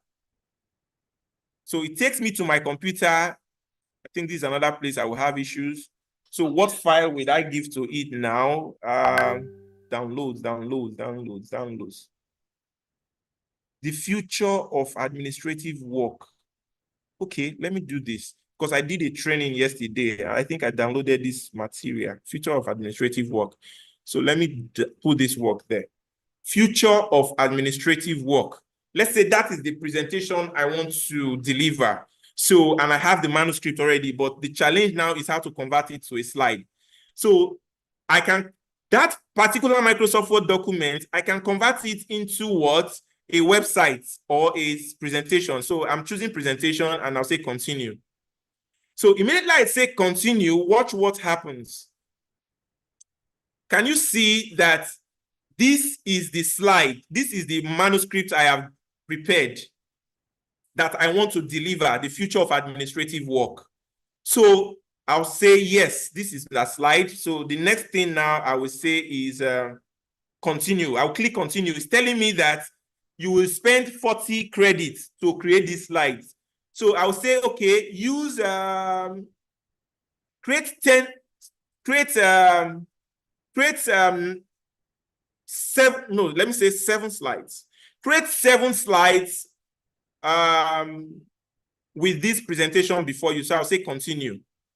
So what will happen now is it will suggest to me, just like you have in Microsoft PowerPoint, different templates, as we can see towards your right here. You see different templates of slides asking me what style do I want. I love blue so much, and I think I like this one I'm seeing here. But let me just select anyone that looks sleek. Okay. Aha, I like this. I like this. So this is a atmosphere. So I'll choose this one that create a slide for me using this template. So the next thing I would do is, oh my goodness, all these alerts on the screen. I'll click on generate by your right. I'll click on generate slide. So immediately I click on generate, watch what will happen. Watch what will happen. It takes me into another window and the magic begins to happen. The future of administrative work trends to what? So this is a PowerPoint creating automatically right now. It will give me recommended picture. I don't have to stress myself. Can you see? It is not taking the idea from anywhere. Sometimes it even brings its own idea. So it's creating a slide based on the information of my manuscript for me.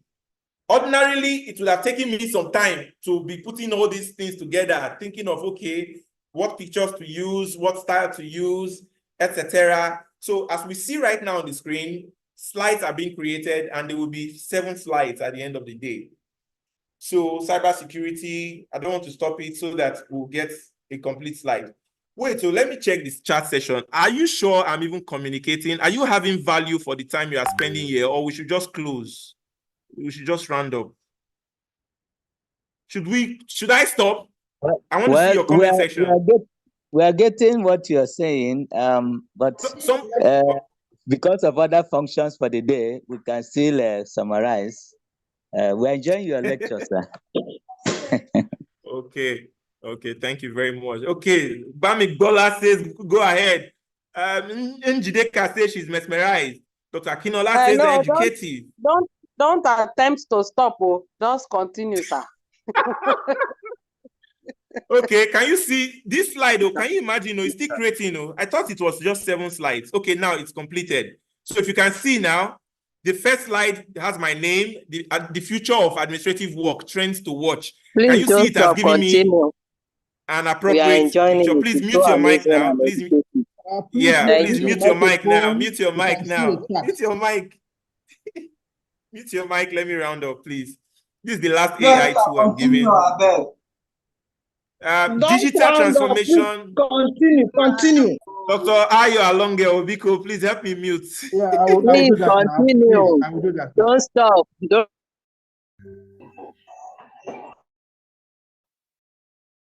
Sylvester, you can mute yourself.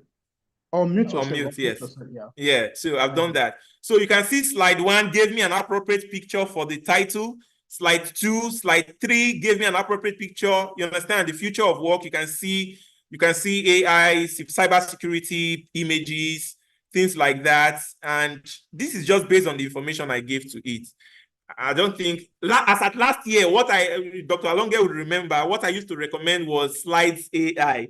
Now, there are many other tools now that can, beyond last year, what I taught last year, these are some tools I feel that have experienced a lot of changes and that we should start looking at. So having said that, I'm going to stop sharing my screen as I give my concluding statements before you ask your question. So I'll give my concluding statements and then we can ask our questions.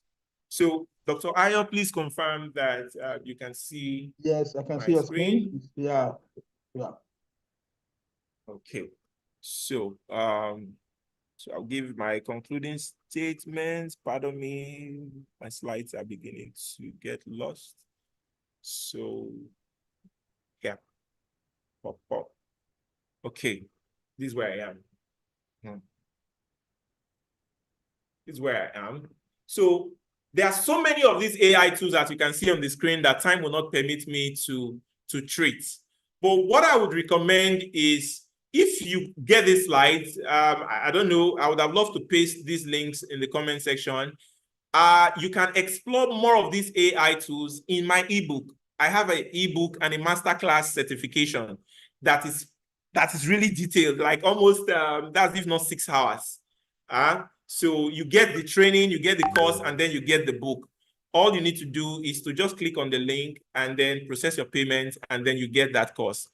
Also, I want to also use this platform to inform you that I have a co-authored book on AI in librarianship that is coming very soon. So I'm going to be sharing the link also. For those who are interested in that book, AI in librarianship, it's an introductory guide.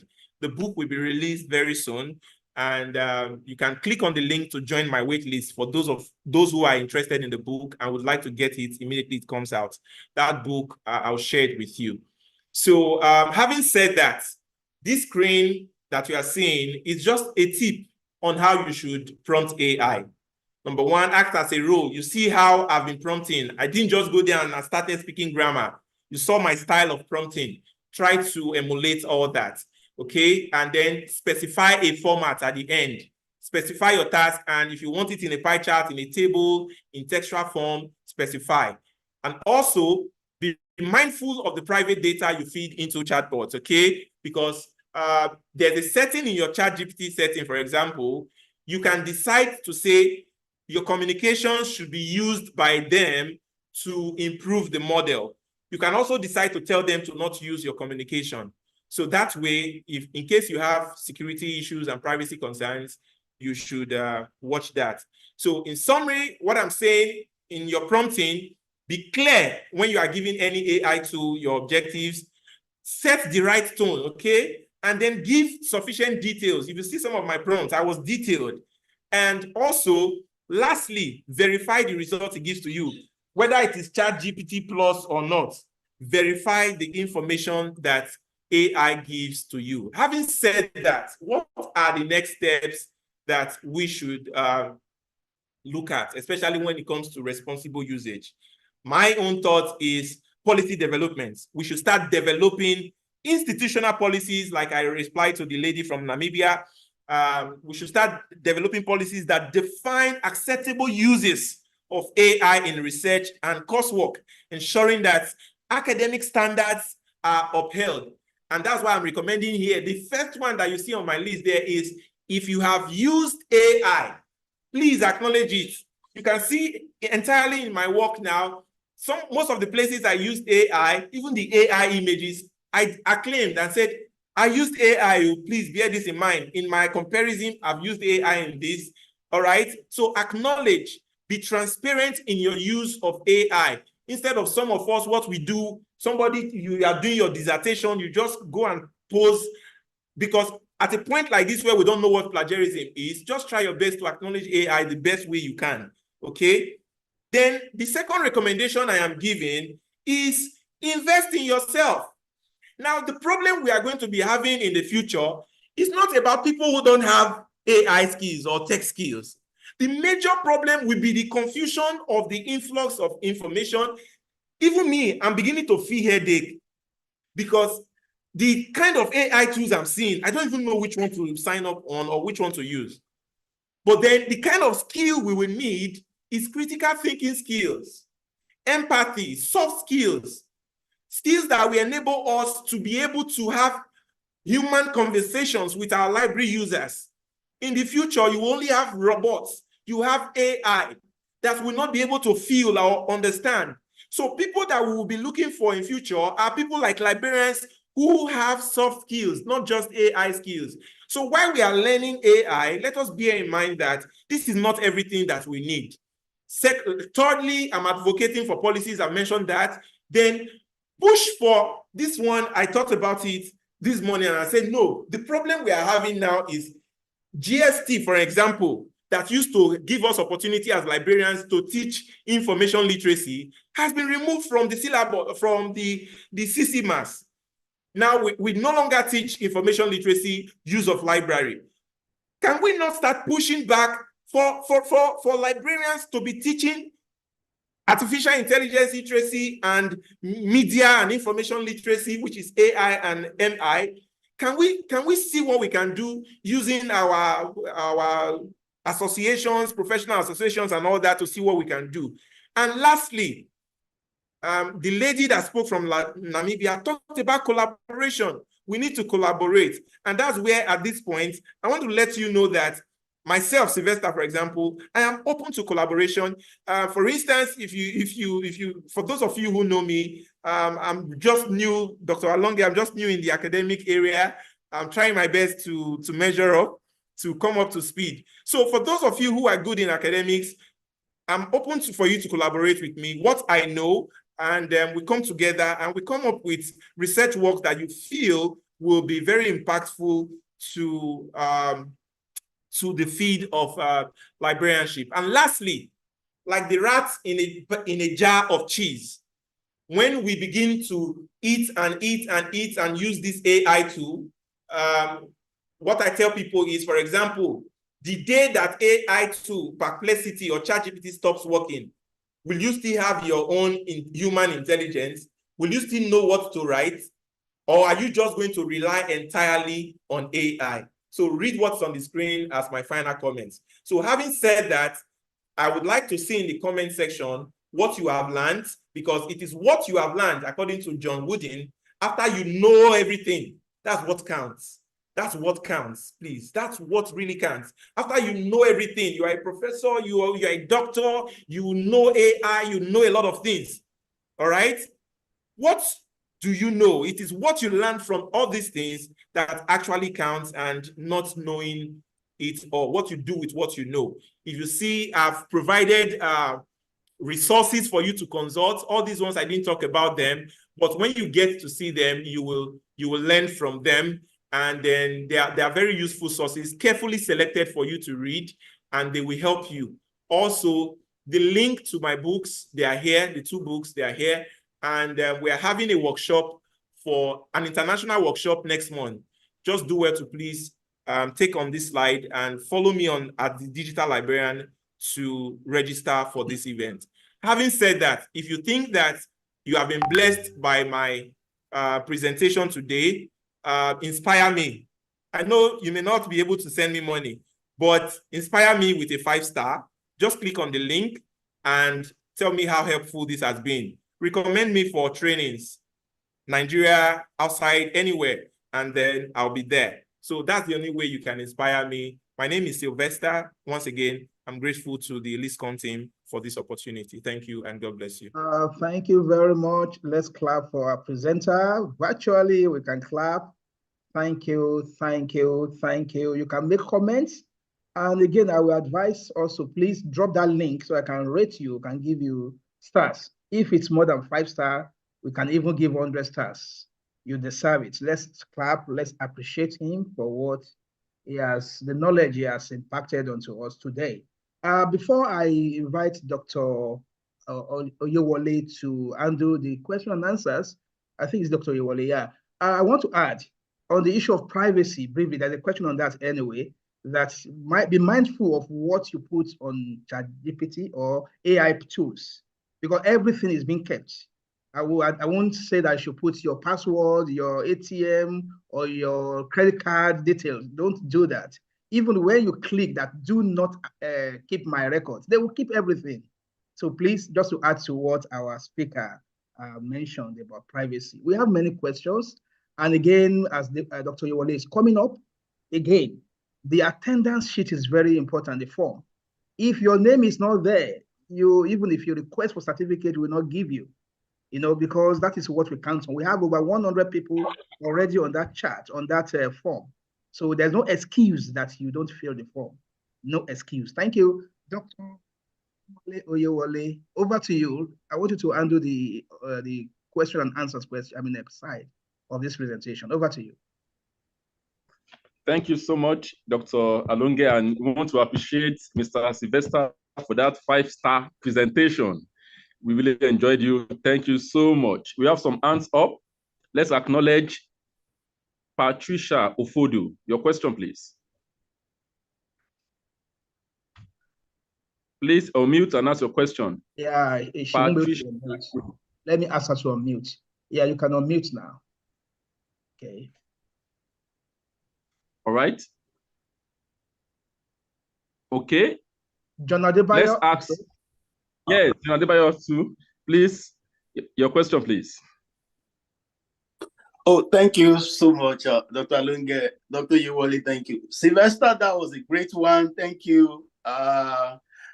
Quickly acknowledge what you just said, because I really, really appreciate what you shared with us. Please, can you hear me, Dr. Yuwali? Yes, we can. We can, please. Okay, thank you. So, God bless you. This is a great one, and it's interesting that we're having this kind of conversation at this point in our profession. And thank you to everyone at LISCON. Just to make a comment, and he has said it actually. In Africa now, we need a lot of collaboration on these AI tools. Probably because of where we are, with many of these AI tools, especially for academic purpose. And I think the other time I was reading from the comments, somebody raised it, especially when we're using it for academic purpose. We have so many issues going on within the scholarly communication landscape now. There are different arguments about, say, the level at which you can use AI tools to write a paper, because there are many things embedded in AI that we're talking about, especially for academic purpose. There are a lot of misinformation elements within it. So journals globally now are also reviewing their policies. Even when you acknowledge, say, you use AI, there are still so many contentions, because AI has no emotion. And just last week, with what Sylvester did today, we spent a whole day in my school here on a workshop on ChatGPT alone. And we found that it is still a process. And I like what Sylvester said, that critical thinking, because it is not a solution in itself, it is still a process. And I just want, because I've seen some of my friends from South Africa joining this. So still coming down to what he said, because the use of AI should be followed according to the institutional policy. What does the policy in your school says? We have some journals that will be like, okay, if you use AI now, just say you used it. Some will tell you, we don't want it. So there are still a lot of contention. And of course, probably Dr. Lungen know that something around privacy issues on the AI, there are still things that maybe because that's my area of interest, we should be careful the kind of data we supply. And I know, finally, see, all our professors, thank God they are here. It is time for Africa to come up with our own concepts, with our own solutions.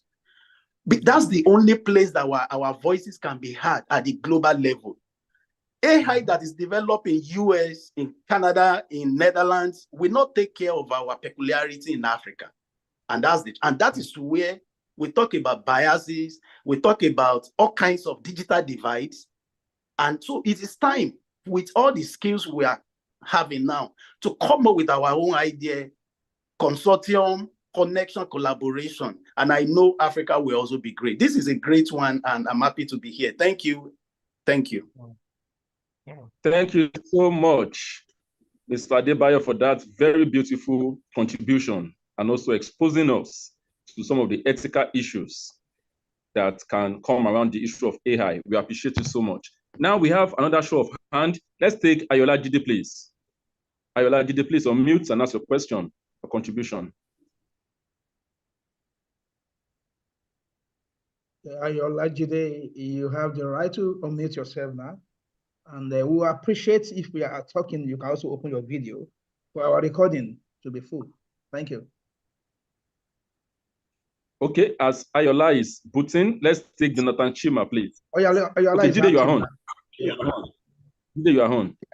Good afternoon, sir. Good afternoon, everyone. I want to appreciate LISCON for organizing this conference, and I want to sincerely appreciate Mr. Sylvester for this practical session. I've really gained a lot. I've really gained a lot. So my question is in the area of privacy, because one of the thought-provoking questions that you asked earlier is plagiarism. How do we talk about plagiarism? It does have to do with copying word verbatim and all the likes. So in the idea of using Gamma app, whereby we have to upload our documents on the site, is it not possible that at the end of it, or when we want to check that document using Turnitin, is it not going to be determined as plagiarized based on the fact that it has been registered on that particular database? So that's my question. Doc, should I just be answering them briefly? Yeah. Yes, please. Gather them. You can see the power of AI. Our guest speaker is now an AI, a cartoon. Great. So you can see a lot can be done with AI. Go ahead, please. Oh my goodness. Okay, don't pardon me. I'm looking so stressed in my face already, so I wanted another version of me.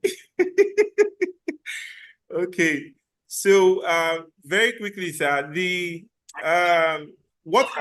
question in itself also has some answers, because any content generated by AI, there are also AI detectors that are able to detect that they were generated from AI. For instance, using Quillbot itself has AI. So when you paraphrase a particular text, even though sometimes, I don't know, there are some concerns with these plagiarism issues that I'm not going to fully express my thoughts, because what I say today in the next minute may not be the same thing.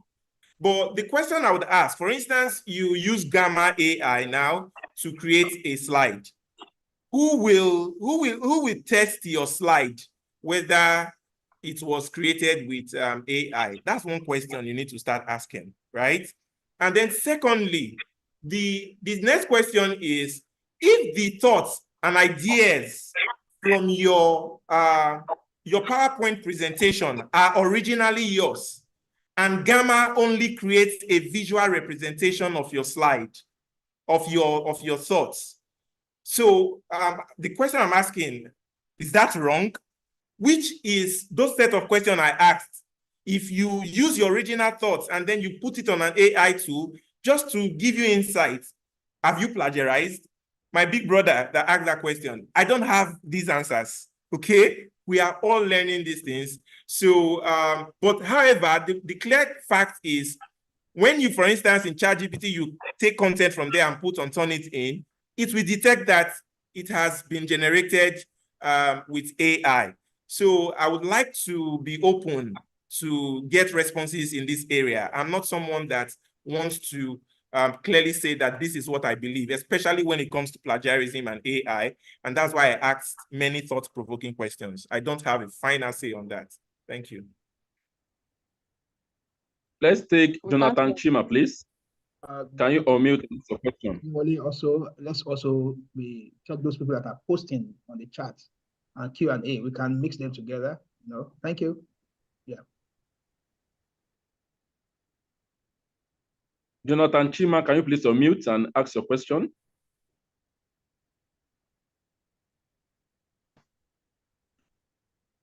Okay, let's take Elvis Ubochi. Please unmute your question, please, sir.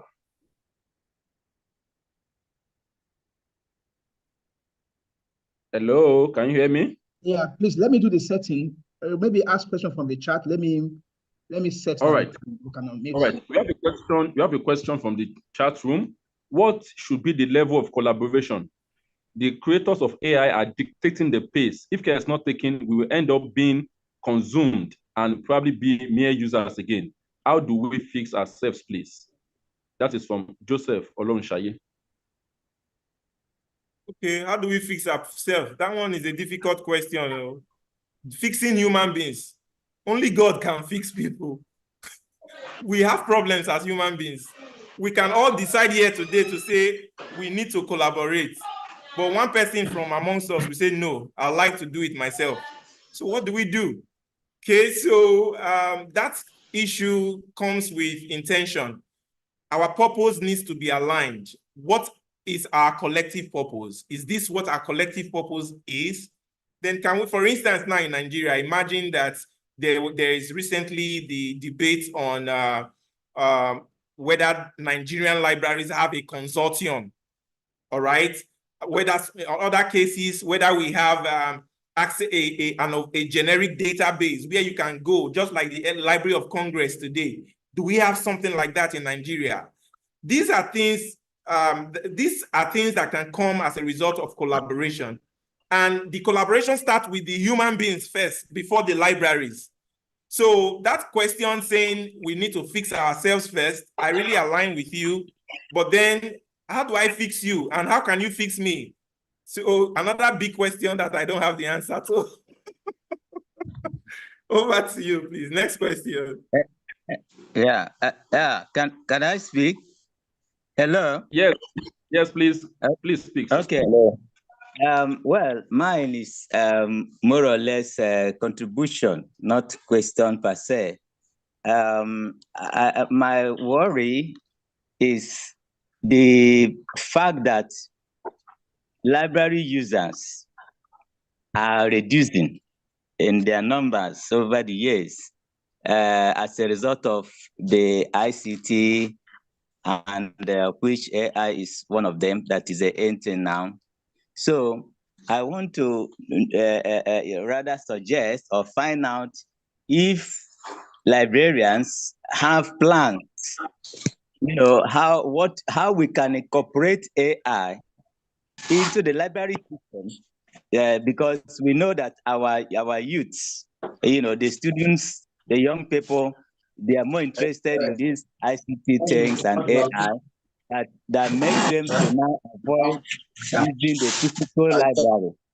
So the question is, or rather the suggestion is it possible for librarians to collaborate, like you are talking about consortium, for us to actually work with, collaborate from different institutions and come up with policies that we even incorporate AI into the library system in order to attract the library users? That is my worry and a kind of suggestion, because the more we talk about these things, the more we lose our students, from using the library that institutions spends huge amounts of money to establish, to buy materials, including e-resources. Even e-libraries are not even used by students because they feel they can use their phones and laptops to get the answers to whatever assignments or projects they're embarking on. So that's my own suggestion, that we should do something about it, so that the libraries will not close up because of AI. Thank you. Thank you so much, sir. That is more of a suggestion and what to think about than a question. We appreciate you. Now let's take Professor. Hello. Can I ask my question? Hello, can I ask my question? Hello, the moderator will recognize you. Please, let the moderator go on first. I mean the person. Okay, Wally, please recognize me when it's available. I hear as you please. After that, we take Elvis. Okay. Thank you. Okay. Good afternoon, all. I am Professor Blessing Ahiauzo. I really want to appreciate Sylvester and this good work he's doing. I think he's leading the way, and he's asking all librarians to follow suit. And I also like the idea of collaboration. We need to collaborate. We should not allow or let Alonge be alone, Sylvester be alone, and like one man show. Let us all come together and form a formidable front as African digital librarians. And then that's one of the ways to safeguard the image of the libraries. Otherwise, we are losing out. And then, as somebody pointed out, we should really have AI policy developed in various universities so that we ensure that our users will definitely more surely come to the library, use the library AI system, if you like, AI installed or whatever, or AI training system as embedded in the library. I keep telling my students, like, if you do not use the library, you are shortchanging yourself, because the University App Initio has charged you as part of your school fees to fund the library.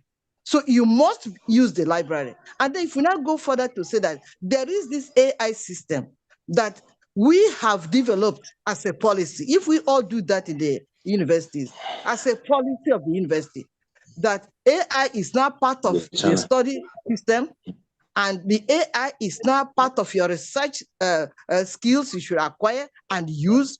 And then the area of plagiarism, someone has already pointed out, once we acknowledge the source, I don't think we should be nailed. Our students or researchers should be nailed for using AI platforms. That's my contribution, and I want to really appreciate that. I learned so much, though I would have liked it repeated. I don't know how that will cost us. I would have liked this thing to be repeated often and often.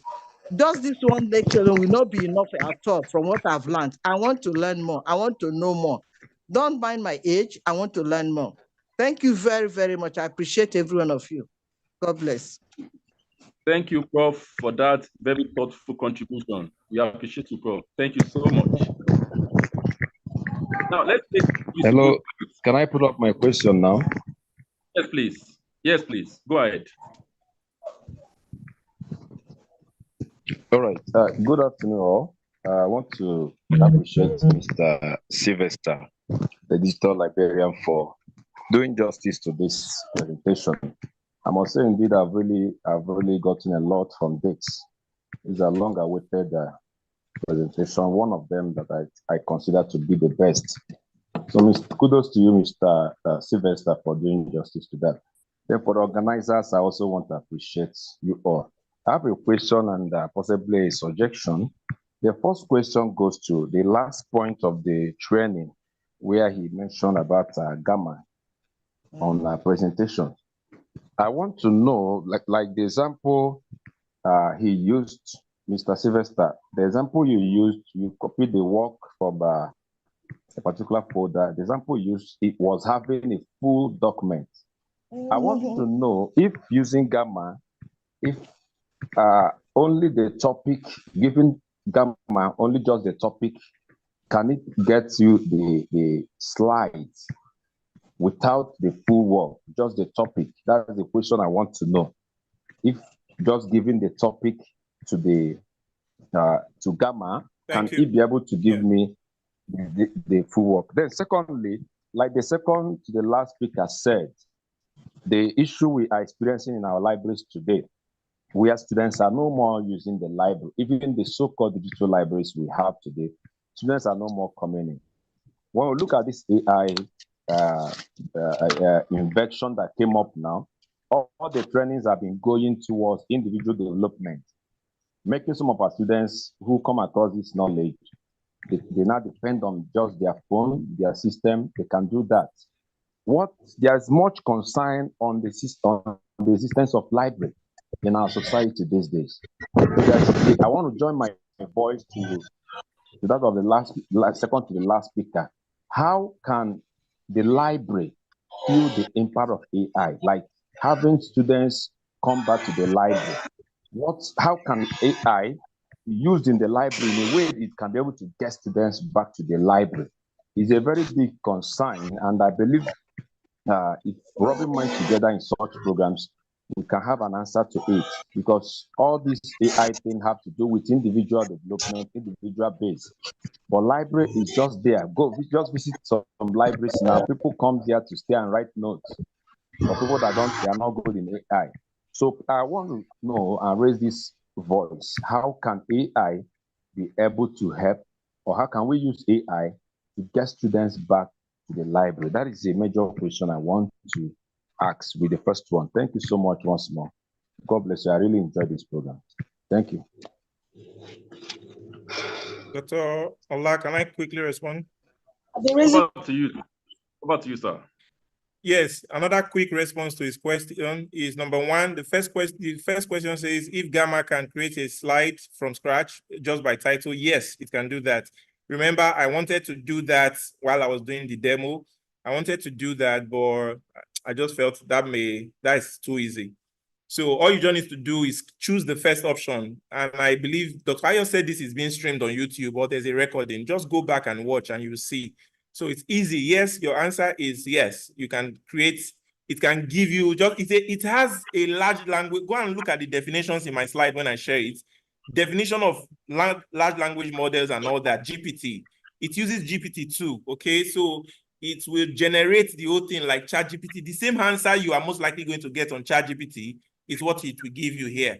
So yes, it can create a slide for you. Then as to how libraries can actually improve their services with AI, I've done it somewhere and it works. I've done it at Admiralty University of Nigeria, where some persons may be asking, how did Sylvester start with all this? Like I said, I didn't study any computer related course apart from LIS, right? So I was just enthusiastic. And that's what I want us librarians to be. Librarians, sometimes we are just carefree. We just believe that our job should remain inside the library. No, we need to want to know. We need to want to know. So ChatGPT came on board in November. In December, I used ChatGPT. We used it to eat Christmas rice. But then in January, I told myself, there's something trending. Why don't I sign up on it and find out? So in January 2023, I signed up. And then I started testing this whole thing. And then I started seeing how things were different. It was working like an oracle. So I started learning, watching videos, attending webinars. And then as of February, I said, no, with the little I have learned, I need to inform my boss and for us to organize a conversation with our students. Because even at my e-library, I noticed that students were coming to use the computers there. They were not using our databases anymore. Instead, they were using ChatGPT and some other AI tools to summarize lecture notes, a lot of things.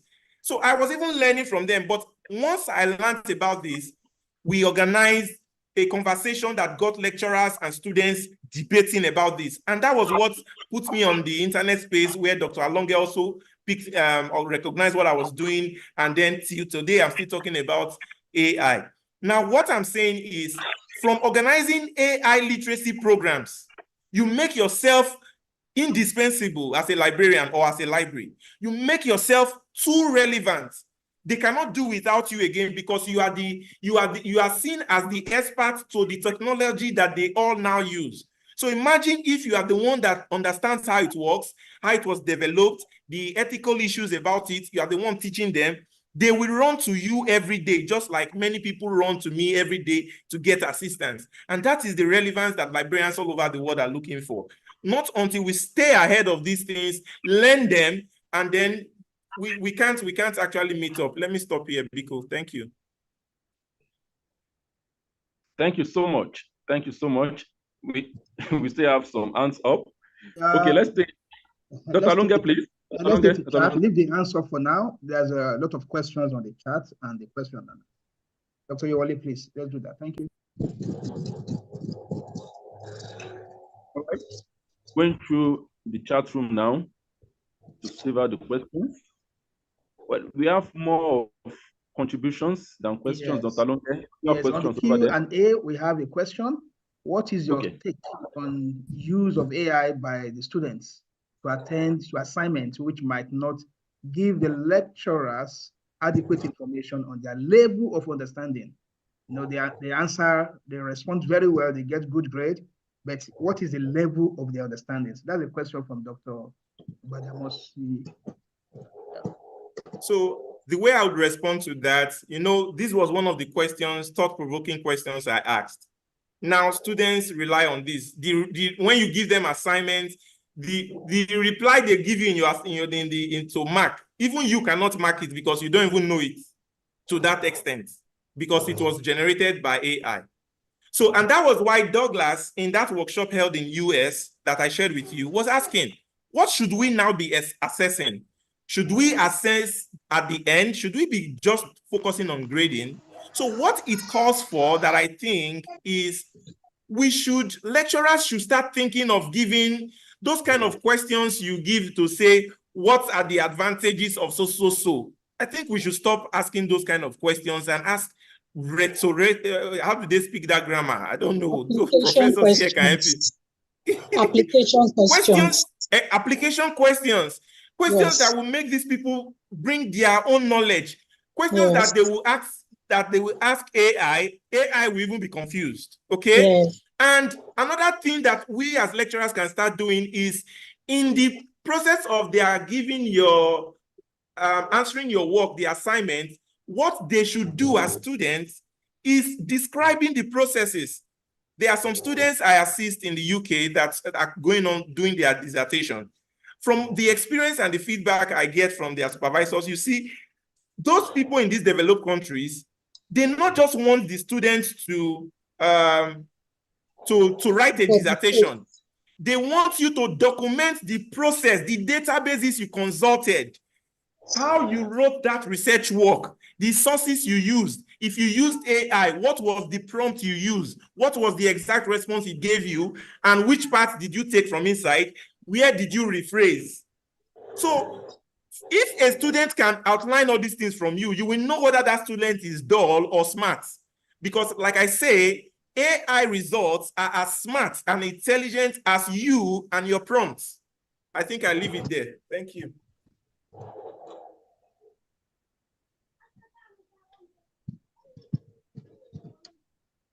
Did I communicate? Yeah, Dr. Wale, please go ahead. Let's maybe ask more questions. Yes. I can't get questions chat box. Yeah. Okay. Comment 1 minute, please. Not more than 1 minute for those people because we've really spent more over the time we planned. Yeah. All right. It's at the end of the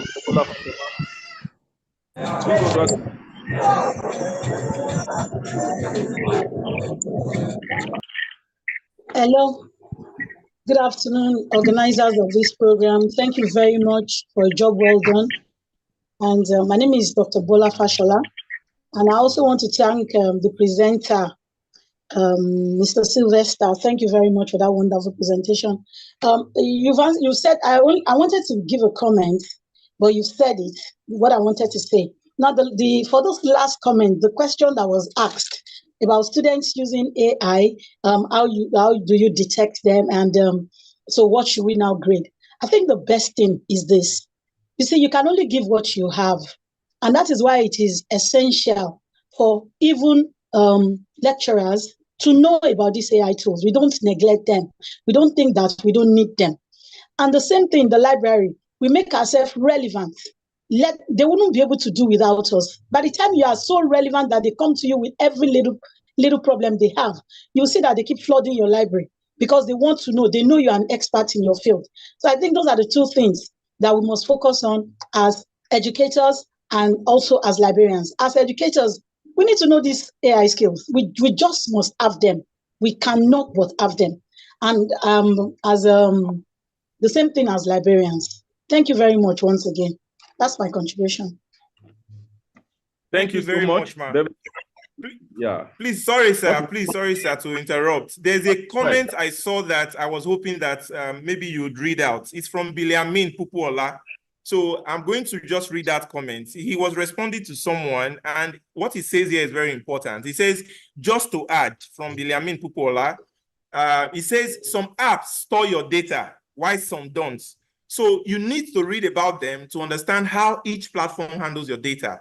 But I think you shouldn't be afraid of plagiarism with some of these tools, Claude or ChatGPT, because to the best of my knowledge, he's sharing his own opinion now that those data, they store the data you upload, use them for training the AI machine and may not be assessed by anti-plagiarism tools. So these are very key points I think that we should also consider. So I'm also excited that Billy Amin is here. He's one of my mentors. Even John Adebayo, I saw he raised his hand. I was hoping that I would hear from him, but I'm really glad. Thank you, everyone. When Adebayo has spoken, you will give him right to speak the other time.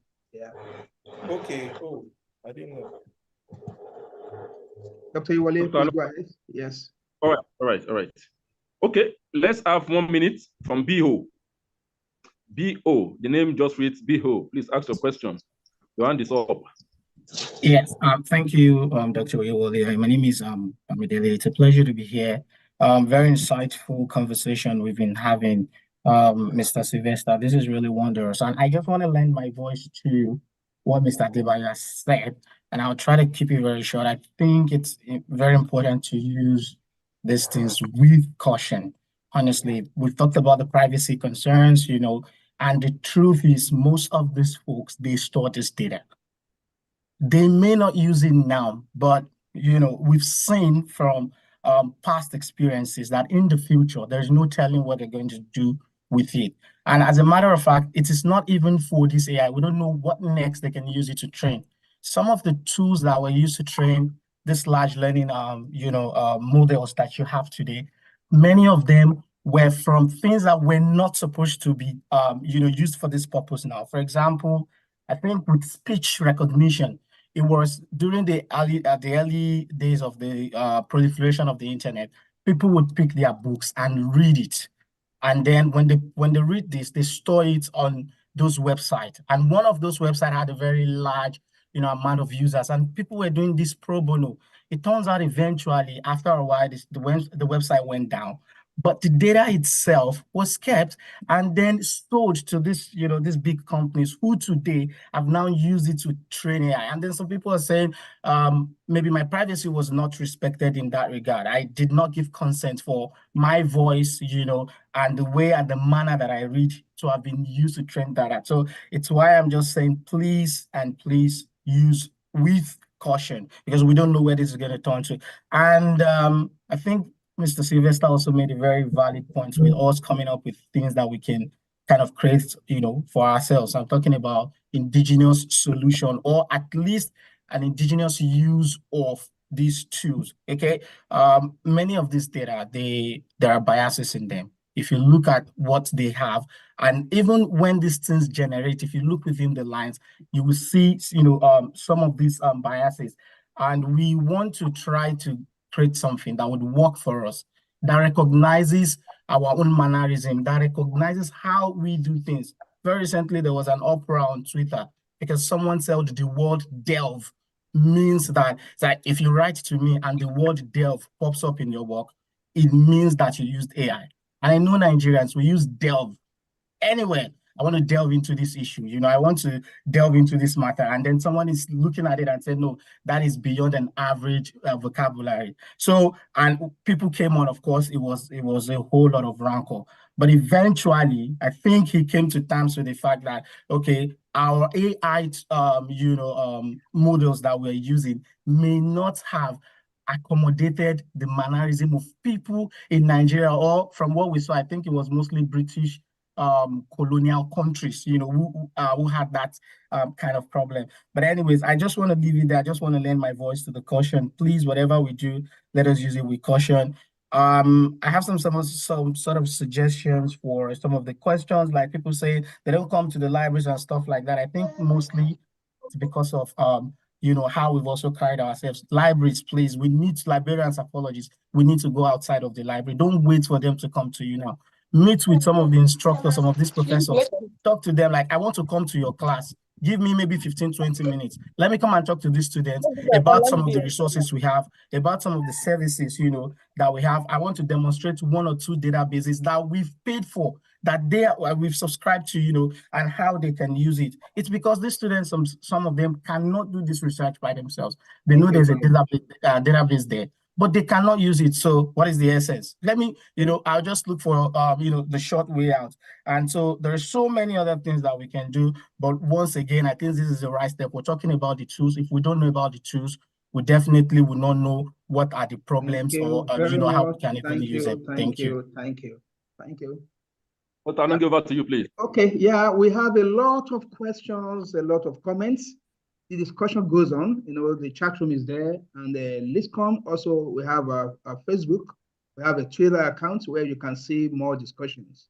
And again, before I invite, we go to the closing remarks, we have a webinar, a conference coming up very soon, this year, between September 8th to 11th, 2024. Our chairperson, our president, Professor Irene Adetimirin, mentioned that earlier. And also we've put more time for submission of abstracts to June 14. Please submit your abstract. Go to the link. You see more information. Thank you very much. Over to you, Dr. Adetun Oyelude, for the closing remarks. And please wait on so I can take good photographs after the closing remarks. Yeah. Over to you, ma'am. Thank you so much, everyone. It's been a very wonderful 2.5 hours, or is it 3 hours now? Even more than that. And you have been a very wonderful audience. We thank you for joining our webinar.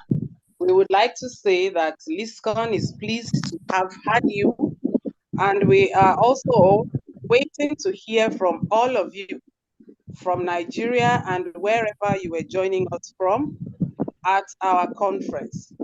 Thank you very much, Mr. Sylvester, for making this webinar a very interactive and very enjoyable one for our audience. We say thank you for everyone who has spent this greater part of Saturday with us. This has been a great weekend for us in LISCON. And therefore, we implore you, if you have not yet signed the attendance survey part, Google form, please do so immediately, because that is the platform for which your certificates will be issued. Thank you so much for joining us. We are looking forward to having you on yet another webinar before this year runs out. LISCON is out to help and educate all of us as librarians, as library users, as library educators. Thank you so much, our facilitator. And yes, everybody is supposed to print themselves and turn on their... Before that, is the certificate free of charge? Pardon me? Is the certificate free of charge? Can you give us more information? You should have said that, not me. Anyway, let me just give you the information since Dr. Alonga is prompting me. If you want your certificate, you will need to make a payment of 1,000 Naira. The account to do that will be dropped, and you will be contacted also through your emails. So check your email, do the needful, and your certificate will get sent to you. It is only those who attended and filled the form. So if you are here and you do not fill that form, it means you do not need the certificate. That's just it. Thank you very much for being such a wonderful audience. And we look forward to seeing you at our next webinar. Thanks and have a great weekend. Yeah, as I said before we go, please to turn on your camera and put a smile. Smile. Put a smile on your face. Thank you. Thank you, ma. Thank you, the organizer, the moderator. Thank you. Thank you so much. Mr. Sylvester, thank you. Dr. Avis, well, thank you. It was indeed an interesting one. Thank you. Remember, thank you so much. Thank you. Please, Thank you. Please. Very insightful session indeed. Thank you so much, the organizer of this webinar. Thank you so much.